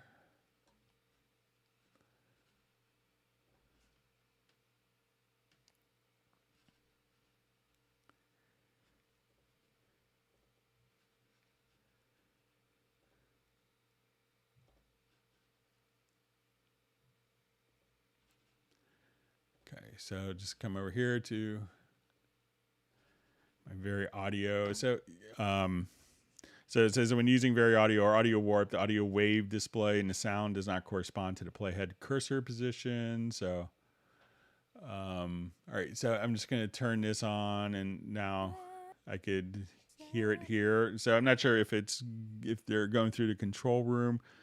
So it also only plays in solo with the S button engaged, makes it impossible to hear the edit in context. So make sure that you have the audition, the acoustic feedback turned on directly there, and that, this gets routed through the control room. So make sure that you have, when you go to your audio connections, that you have a control room set and the monitor set up there, probably, as opposed to like here, I have my stereo out, but I just have this set to not connected. But as we do this, then the only time I've seen where the waveform isn't kind of aligned with what we're hearing is when someone had like the time warp tool activated. So just make sure that you don't have the time warp tool activated. Like maybe just switch it to the range selection functionality. But as you can see, as I kind of work with this, we can hear kind of, all of the events, and I'll just turn up my control room so we can hear it a little easier here. Let me just adjust my control room volume up. But as we, just do that, we can just hear kind of all of the changes as we move sections. So, so just make sure that the control room is actually turned on. It says there appears to be no transport controls when scrubbing, when file is playing, and when stopping and restarting, it restarts from some other seeming spot. So let's say as I'm kind of just playing here, I'll just restart this project. So I just relaunched my controller here just to check scrubbing and stuff.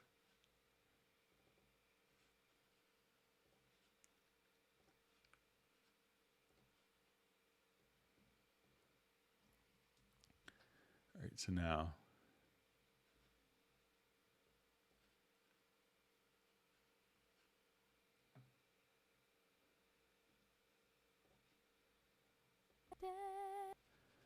All right, so let's say if I just put this into my controller, into jog.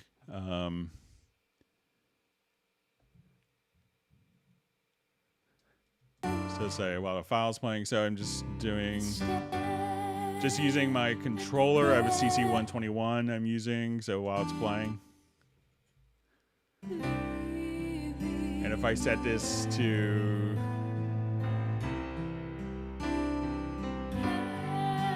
so let's say if I had this in the lower zone, I'll just kick it back here. So let's say just go to the lower zone now. So if I switch this over to, let's say from play to scrub, that now. So, you know, if I'm just kind of here, you know, and again, that goes through the control room. So, you know, make sure that you have the control room set up and that you have in the VariAudio that you have the, you know, the audition sound. But, you know, as we just kind of come right over there, we can kind of hear the scrubbing as expected. So, but it's kind of, a lot of it sounds like maybe a control room not set up. So if you could let me know.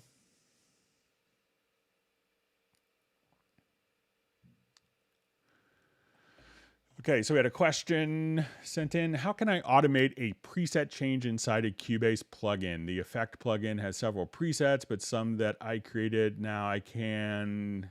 And now, how can I configure presets changes during the song? I mean, start with 1 VST sound, jump to 10 VST sound. I've tried drawing it in the key editor, articulation, program change, no luck. So, sorry for hitting my mic.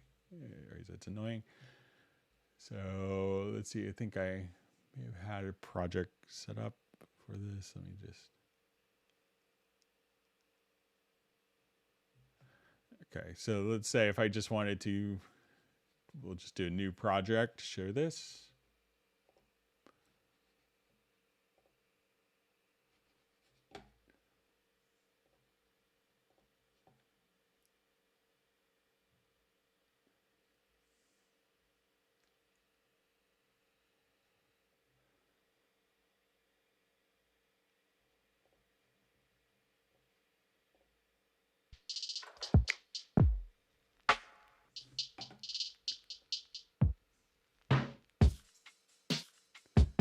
All right, so let's say we have this loop.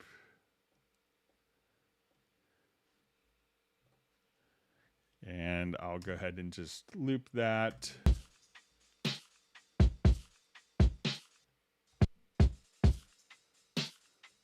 All right, so let's say I just wanted to go through like an EQ, or let's say like, I'll just come over here to an insert.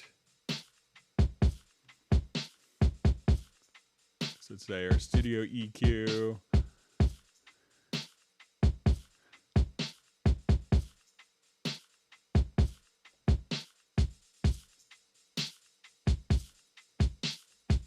All right, so let's say I have that set up and I want to do like a program. I wanted to just change. So I would just click on the plugin itself and say, okay, right now I want it to go to.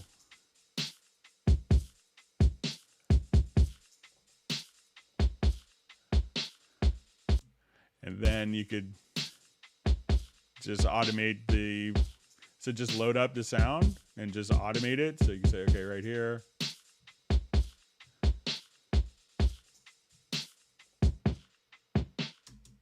So now as we just kind of play back, you'll just see all of the plugin parameters are automated. And then if you needed to, you know, just move the automation, you can at that point as well. And just, you could just put the snap to grid, select the points and move it just like we showed earlier.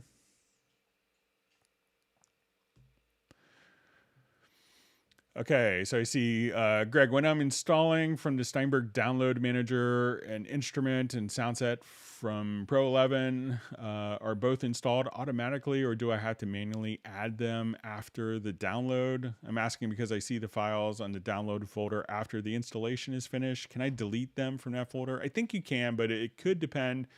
If you go to the Steinberg library manager, let's open up both of them really quickly.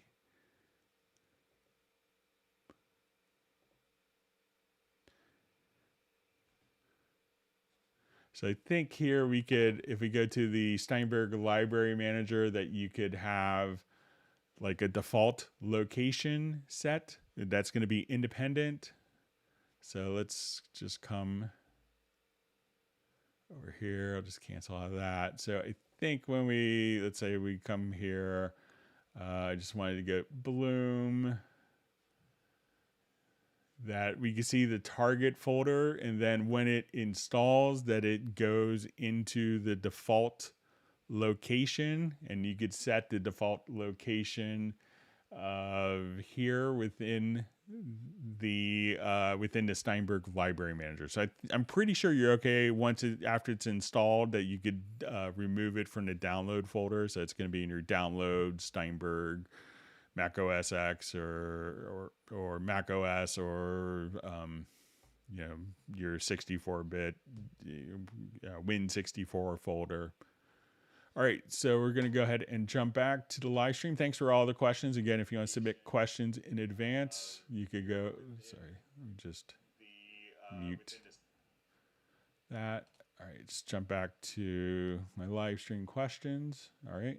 We see that I'm at 99 likes. If we get 100 likes for Friday, that'd be great. It'll make me feel like I accomplished something. All right. All right, so let's go ahead and get back to our live stream.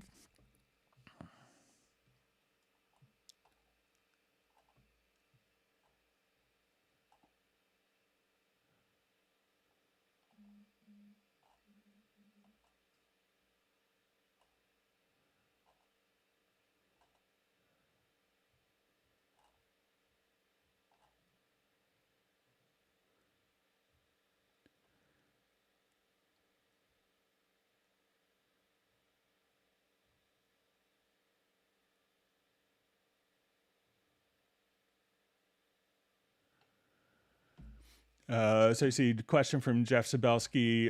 Greg, I'm curious, do you own or maintain a record collection with a working turntable? I had a working turntable that kind of got damaged by the movers in my last move. So I still have some LPs, but I haven't really listened to it. And if I found like $200, I may get a turntable, but I haven't yet. So...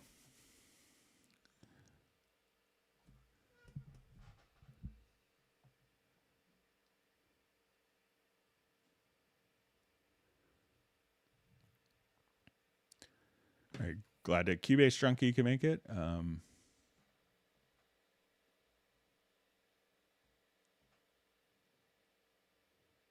right, so you see some more discussion from Anthem's Jam. So yeah, use the line tool, and that will conform to the grid, but the drawing tool will be independent of it.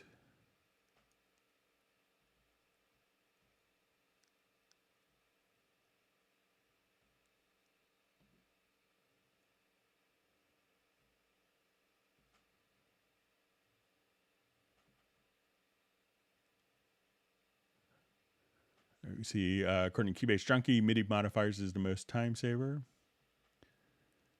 All right.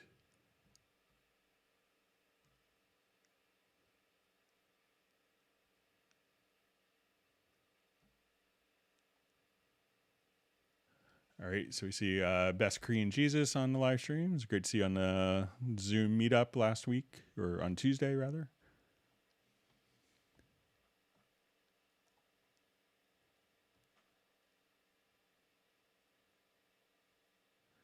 All right, so I see Cubase Junkie saying, don't forget, do you have SpectraLayers 7? If you have Cubase 11 Pro, it comes with it. So you get SpectraLayers 1, which is kind of a scaled down version, but it still does like removing vocals from tracks.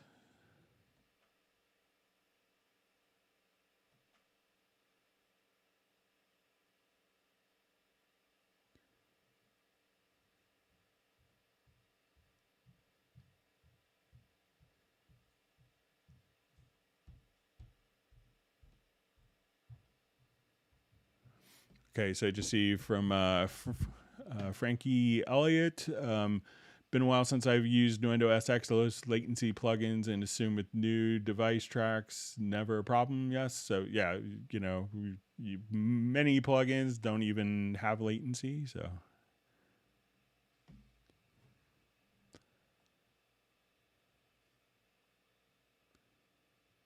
All right, we see Captenergy Music on the live stream. Thanks for joining us.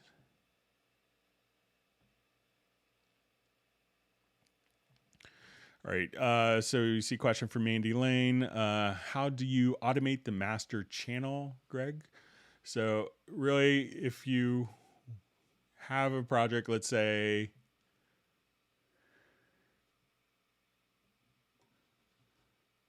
so say if I'm playing this, so a lot of times when let's say if we have automation, you know, you'll see on, if you just wanted to draw it in on the main project, you'll see input output channels, and here you'll see like the stereo out. So within this folder, and then you can just kind of draw in automation like that for the stereo channel. You could also just, you know, while it's playing back the project, you could just come here and automate. So let's say I'll just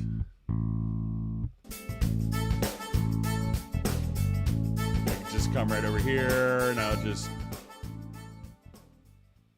and you could just automate the master fader like that. But by default, if you just wanted to draw it in, you'll see like a little folder for input output channels, and then you'll see all of your input outputs, and you could just draw in a fade in or fade out, just like that, Mandy.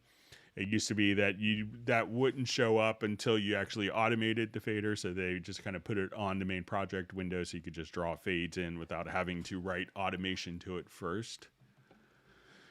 All right, wonderful to see Gareth on the live stream. Glad you could join us.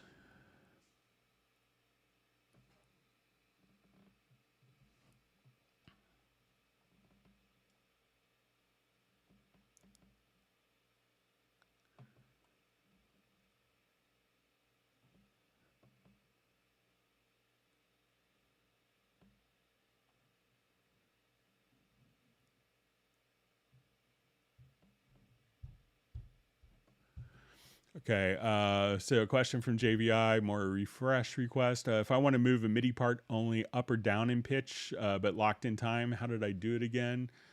Okay, so let's just add.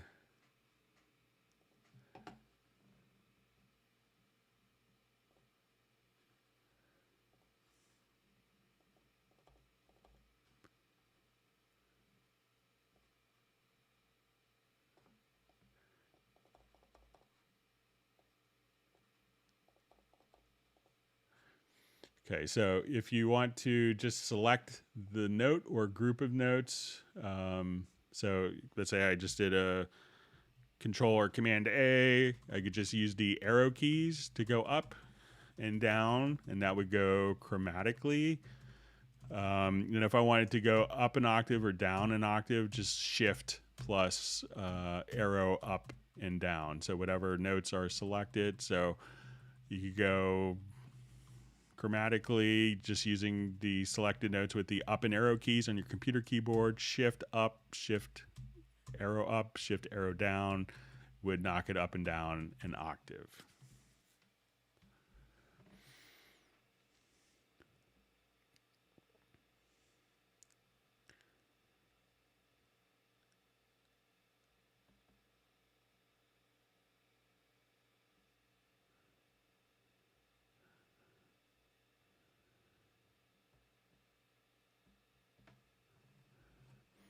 All right.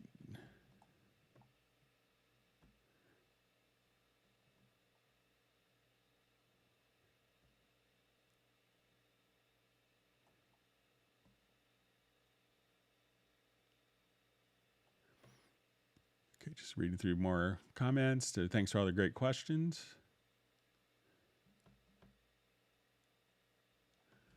Okay, Can will use net to search, but does SX offer guitar processing opinions for amp tube sort? So yeah, if you go under distortion, you could just kind of come right over here. So depending on which version, I think it might have come in 6. But if you look under distortion, there's VST amp rack. So, you have an amp simulator, which still sounds great. May not be like the coolest looking user interface, but under distortion, you could also get into the VST amp rack, where you could have kind of an assortment of, different amplifier heads, and you can mix and match with cabinets, different pedals, mic positions. So this has been in for 10 years ish or so. So depending on which version of SX you're in, but there's still very capable, Steinberg was actually the first company to do like software guitar amp, like in 95, I think.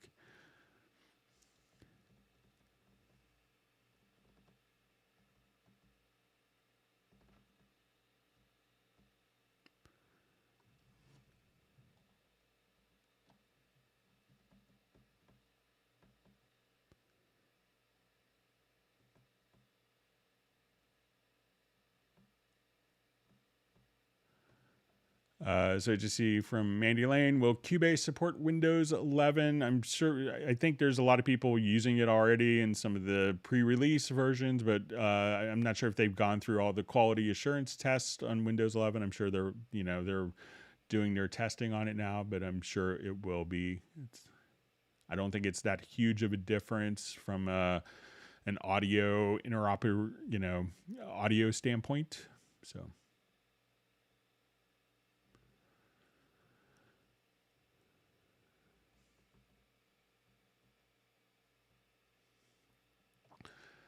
Okay, so we have a question from Uno Memento. I have an audio track that I would only like one small part of for another track, so I could lengthen the audio file so that the short bass sound would last longer. How's that done?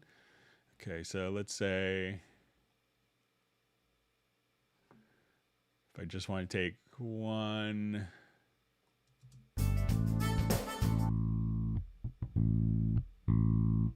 All right, so let's say I want to take this particular note.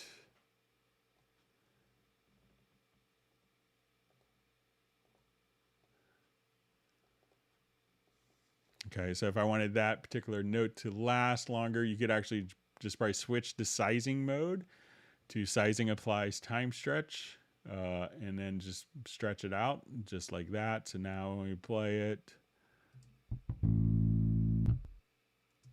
and if you wanted to, so going from, so you could do stuff like that. That's a kind of very easy to do it. If you also wanted to double click on, particular notes, you could go into like the sample editor. If you go into free warping, so if you have something that's like, you wanted to, let's say, go to hit points. So let's say we will calculate the hit points for the part, and then we could create warp markers, go to the audio warp, and just go to free warp. So if you needed like a part, like let's say they just didn't hold a note long enough, you could just take like that one individual note, shorten it. Say, okay, I want this note longer, shorter, whatever. So some other ways of doing it.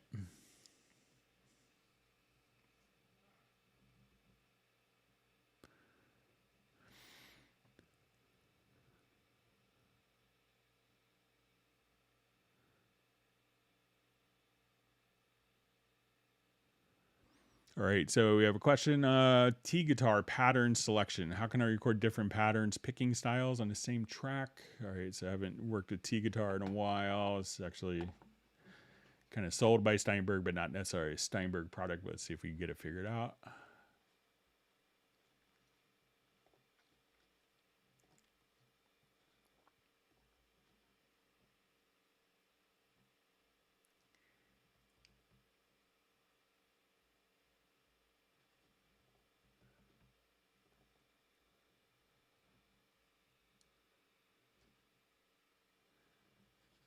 Okay, so now we have our T guitar here. So let's say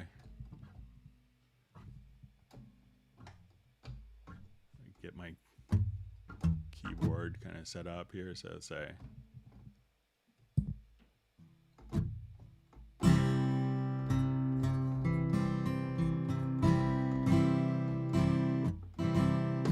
all right, so now we'll come over here. Let's edit.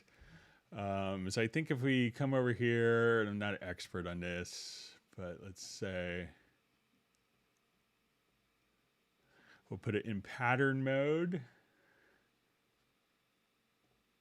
So now we'll have, I'll play just to say,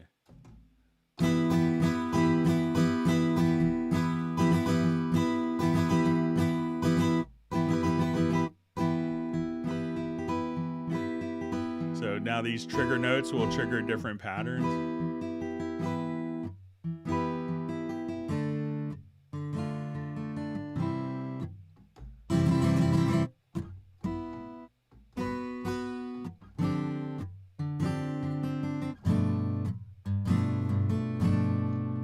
And then I think if you wanted to go, if you select the particular pattern, you can say, okay, I want a folk pattern on this note. If we select so now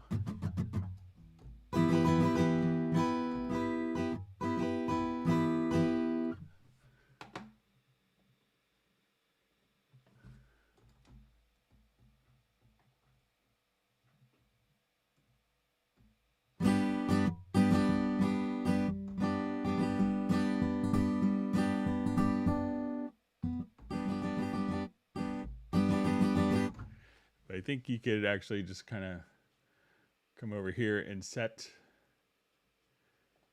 different patterns on different keys. Let me see if I remember.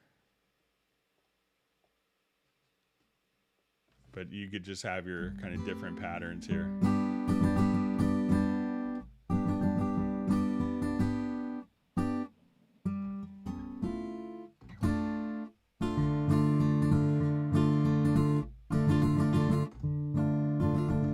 So these notes here would trigger the different patterns. And I think there's a way that you could assign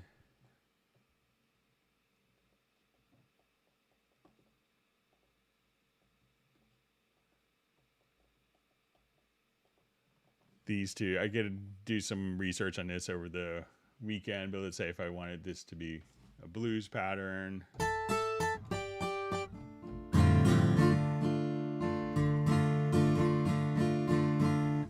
So, but I'll do some more research on that and we could touch on it on Tuesday's live stream. So I'll learn it better.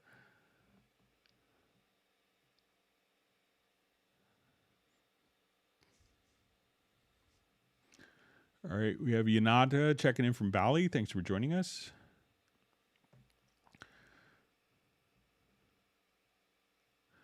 All right, so we have a question from Ryan. How to bring two projects into one project. So if I have like this project here set up and I wanted to incorporate a different project, we could just say, let's import, and we'll say tracks from project.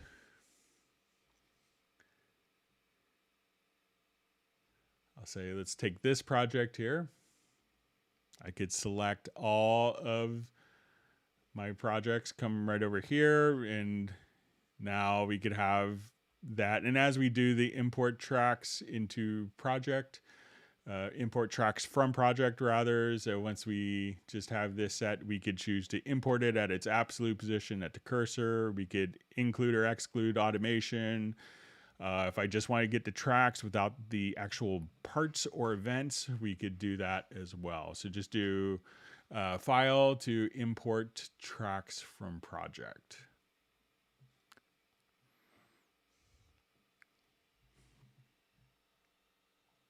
All right, wonderful to see Graham Witcher able to join us on the live stream.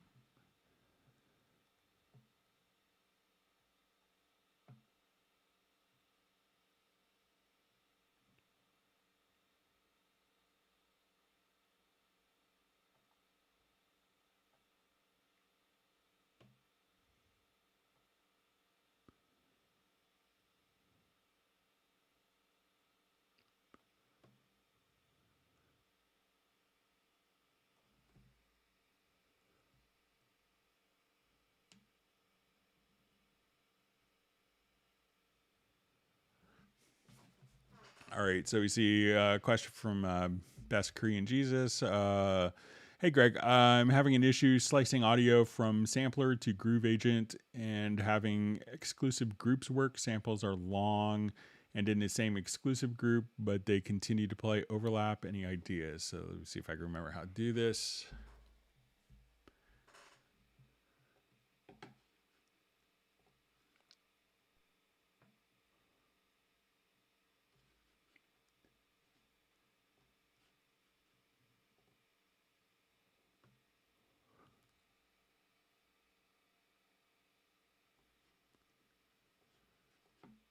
Okay, so let's say if I have this particular drum loop, we'll take it into our sampler track. Let's create slices.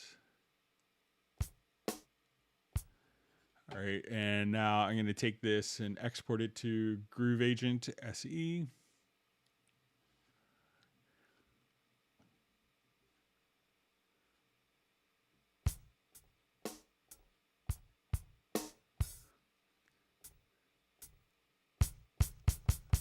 All right, so we have that, and let me see if I remember how to do the exclusive groups.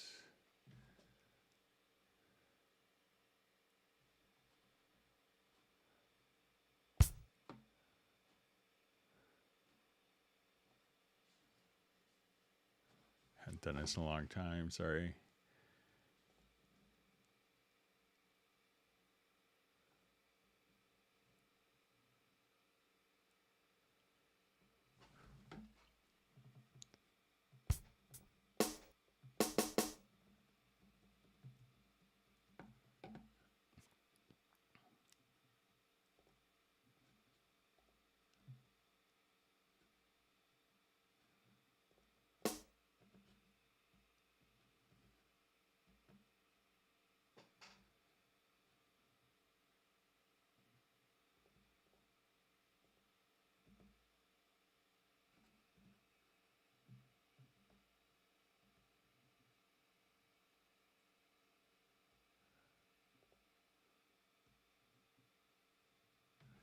Okay, so we'll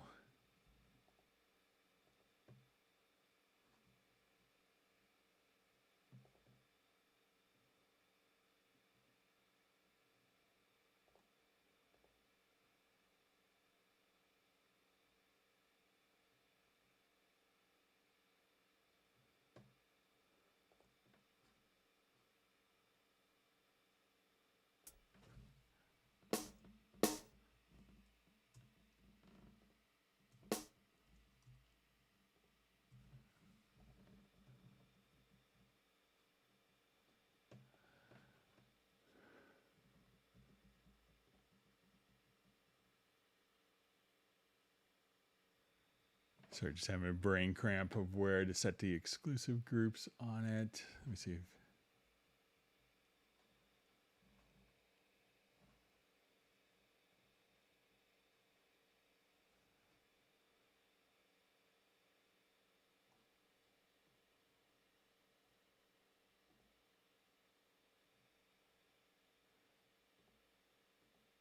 sorry, I'm just having a brain cramp on that. But if you want to email me, I could play around with it. I'm just trying to remember where to set the exclusive groups. I could show the exclusive groups, or if you want to give me a hint just as a reminder.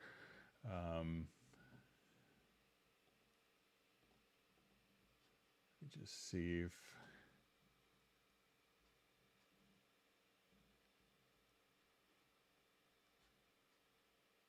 Oh, okay, maybe the sit exclusive.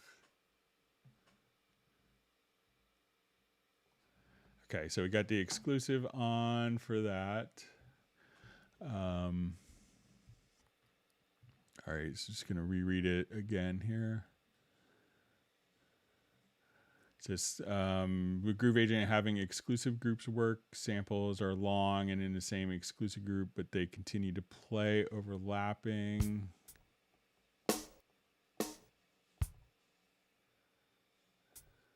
So let me just put these into these two pads into an exclusive group.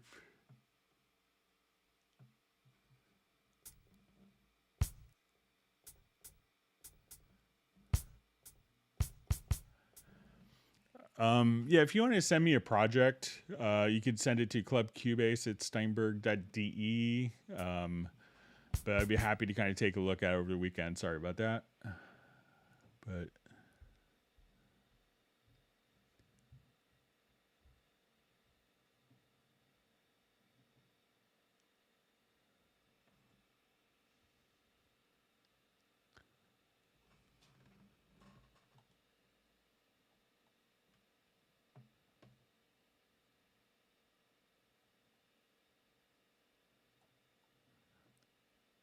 all right, reading through comments.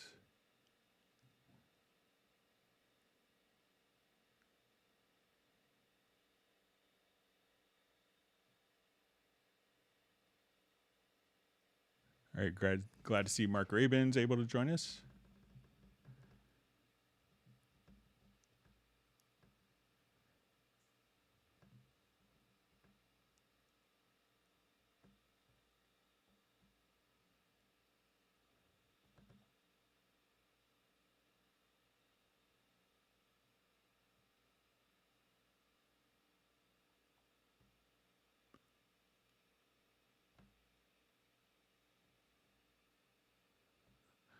Okay, so I just see a question. When you mute several clips in different channels, they all become white. When you unmute one of them, it receives chosen color, but when you mute it back, the color remains the same. How to make it white as muted tracks? Okay, so let's take a look.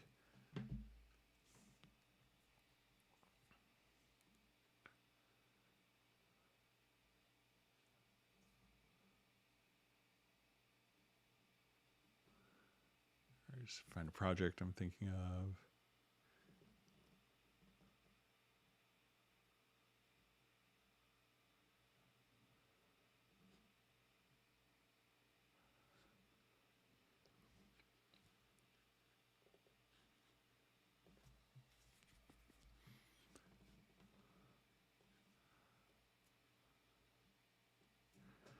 Okay, so when you mute several clips in different channels, they all become white. Okay, so let me just do that across all of those channels. Okay. When you unmute one of them, it receives a chosen color, but when you mute it back, the color remains the same. So it looks like that functioned as expected. So say these are all white, I mute it, and then unmute it, and then mute it again. It seems like the color is functioning correctly for me there. So let's say I just select these. I click on that with the mute tool. It's unmuted. I click on it again. It's muted. So that seems to be working as expected. So let me know if I'm doing something different. It's from Darius.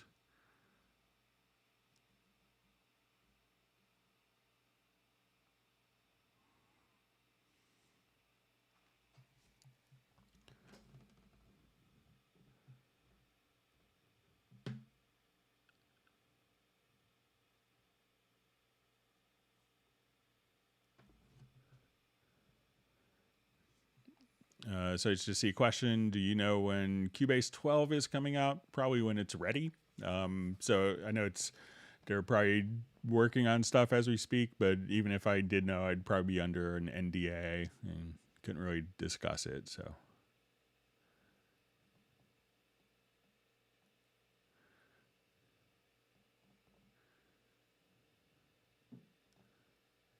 All right, so a question from Mark Rabin. Sometimes when recording audio, after I finish, I click the audio. It does not bring me squares in the corners, but instead covers the audio with another track, drag lines the full song.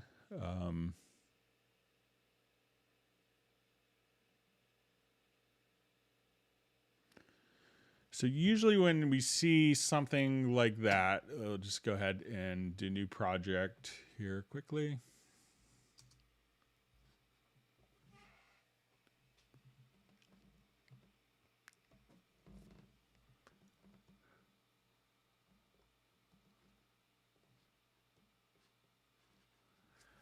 So say I just record audio here.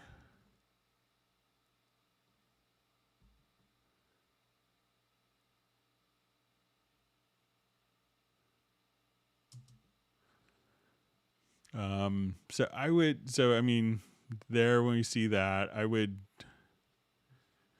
usually when we see the events, it kind of means that something is overlapping, that there's two overlapping events. So let's say if we record this.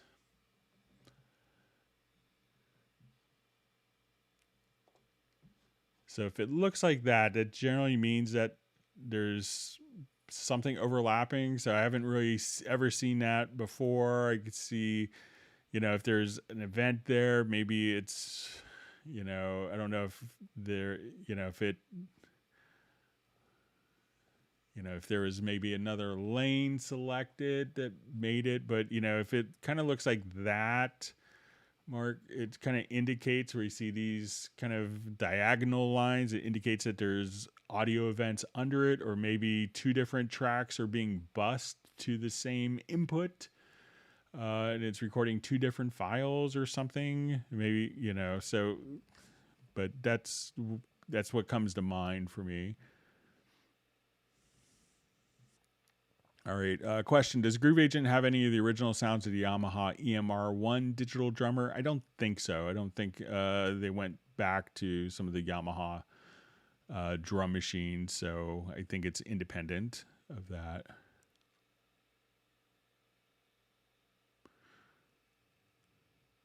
Okay, so I see second question from Mark Rabin. Sometimes, mostly with Halion, I get some distortion with and without delay compensation like CPU, but when I reset MIDI, it goes away for a second and then returns. So with Halion, if it's, check out, it could be a buffer setting. So if you are doing it at a lower buffer, also, and you could do this in Halion or Halion Sonic SE, but if you go to options, you could try to adjust the preload amount here. And also, if you have a multi-core CPU, try to activate multi-core CPUs. Sometimes, when you're doing this, and I was helping a friend yesterday, and he just had kind of a large piano library, and I believe that when he was kind of playing the first note, by the time it was loading all the samples for, that particular library, that it was, causing kind of like a CPU spike and some, which could lead to some audio artifacts. So, try just to raise the preload buffer and see if you raise the buffer on your audio interface here as well in the control panel, and see if that makes a difference for you, Mark.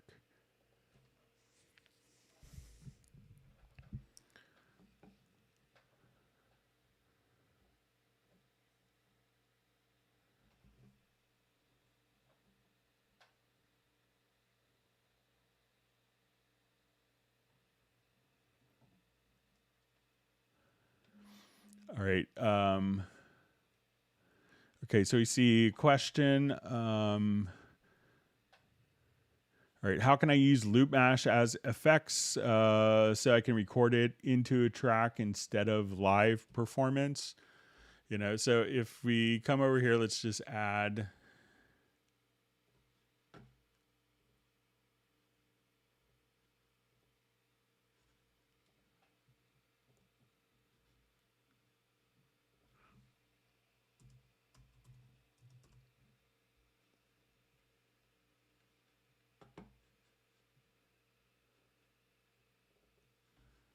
All right, so let's say I'll just come over here and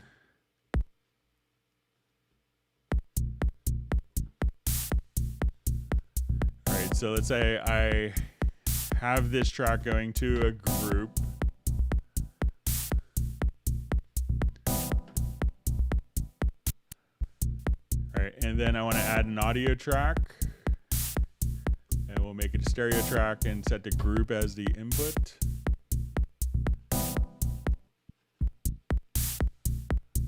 And let's say on this, I have the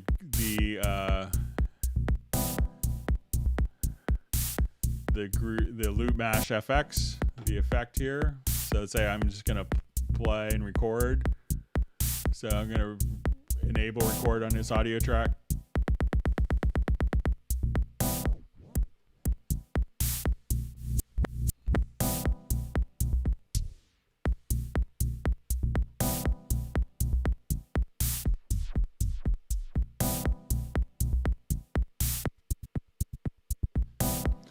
So now everything I'm doing is just recorded into this audio track. So again, just try,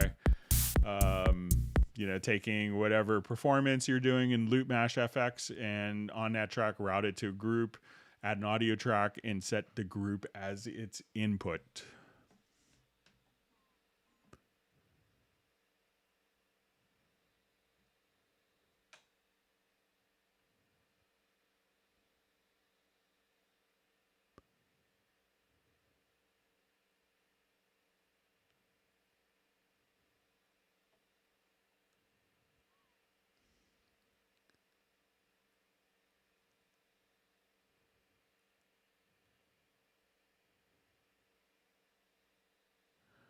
Okay, so I just see a question. Greg, I'm wondering how much RAM memory do you have in your laptop to have Cubase run so quick? So I just have 32 gigs of memory in my laptop. And at this point, it's almost about a year old. My laptop, I guess I got it like December 2019 is when I got my laptop. So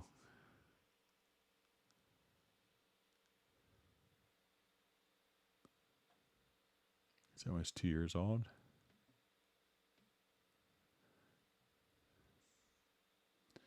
All right, so I see Gareth's going to send me some WAV files when the final album's done. So, and thanking me for playing bass. So it was a pleasure. So looking forward to hearing it.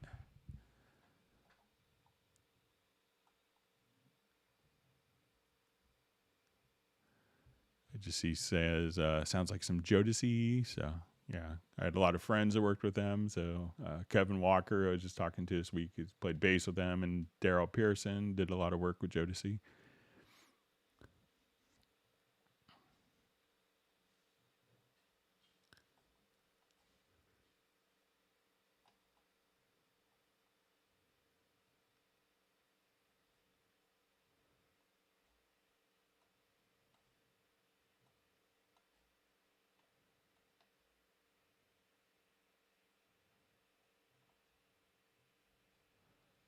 Okay, lost my space, just trying to find it. Okay.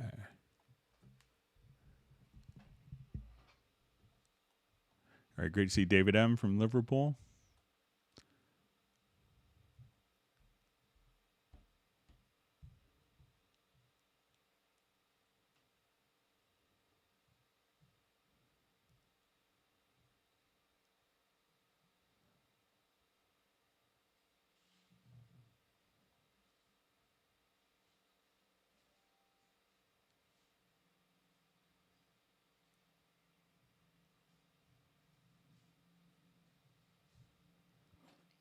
All right.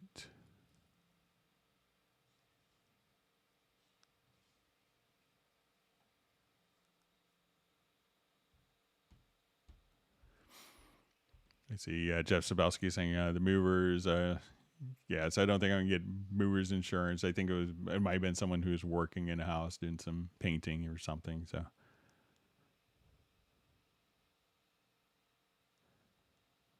but yeah, I'll probably eventually get a turntable. So.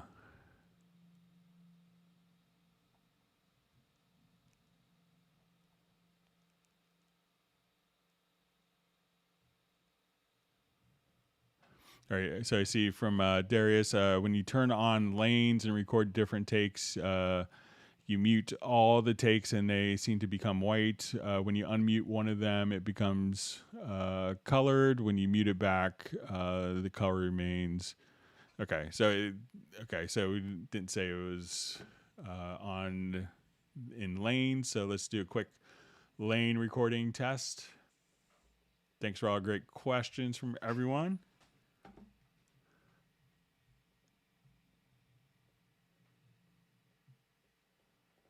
Okay, so I'll just do a quick audio lane recording here. All right, and I'll actually put it in cycle mode. So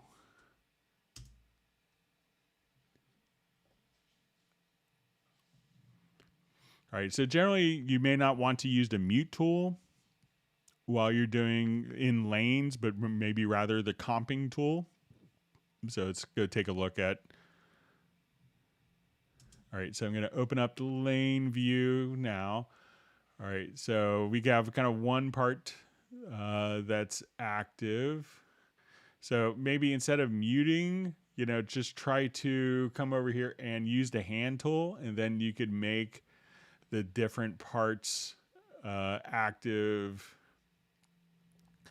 kind of just by doing this. So, and if you want to just take just a little part, so think of this as using more of the active, functionality, and then this will automatically, so you want to kind of, choose what you want as opposed to, and the rest of it will be unmuted. So try not to think of like if you're working in lanes to use the mute tool, but rather to select what you want with the comp tool.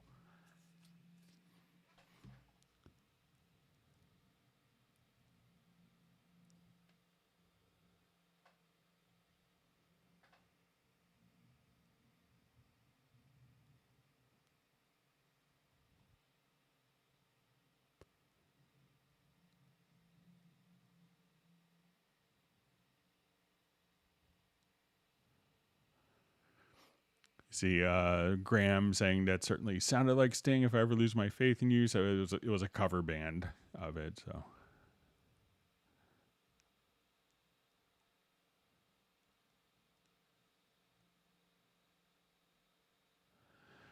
all right. So, Greg, I've downloaded some MIDI files. When I play it, the volume knobs are all down to 0, but everything plays perfectly. Is there any hidden automation on them? So sometimes, the MIDI track itself may, if you have a MIDI file, the MIDI may go down to 0, indicating and it could use the volume from the actual instrument as opposed to the MIDI fader. So the MIDI fader is just going to be like MIDI CC7. So, if there's no MIDI CC data, then you're fine. So that is probably just so you don't have like the MIDI instrument and the MIDI volume kind of conflicting against each other.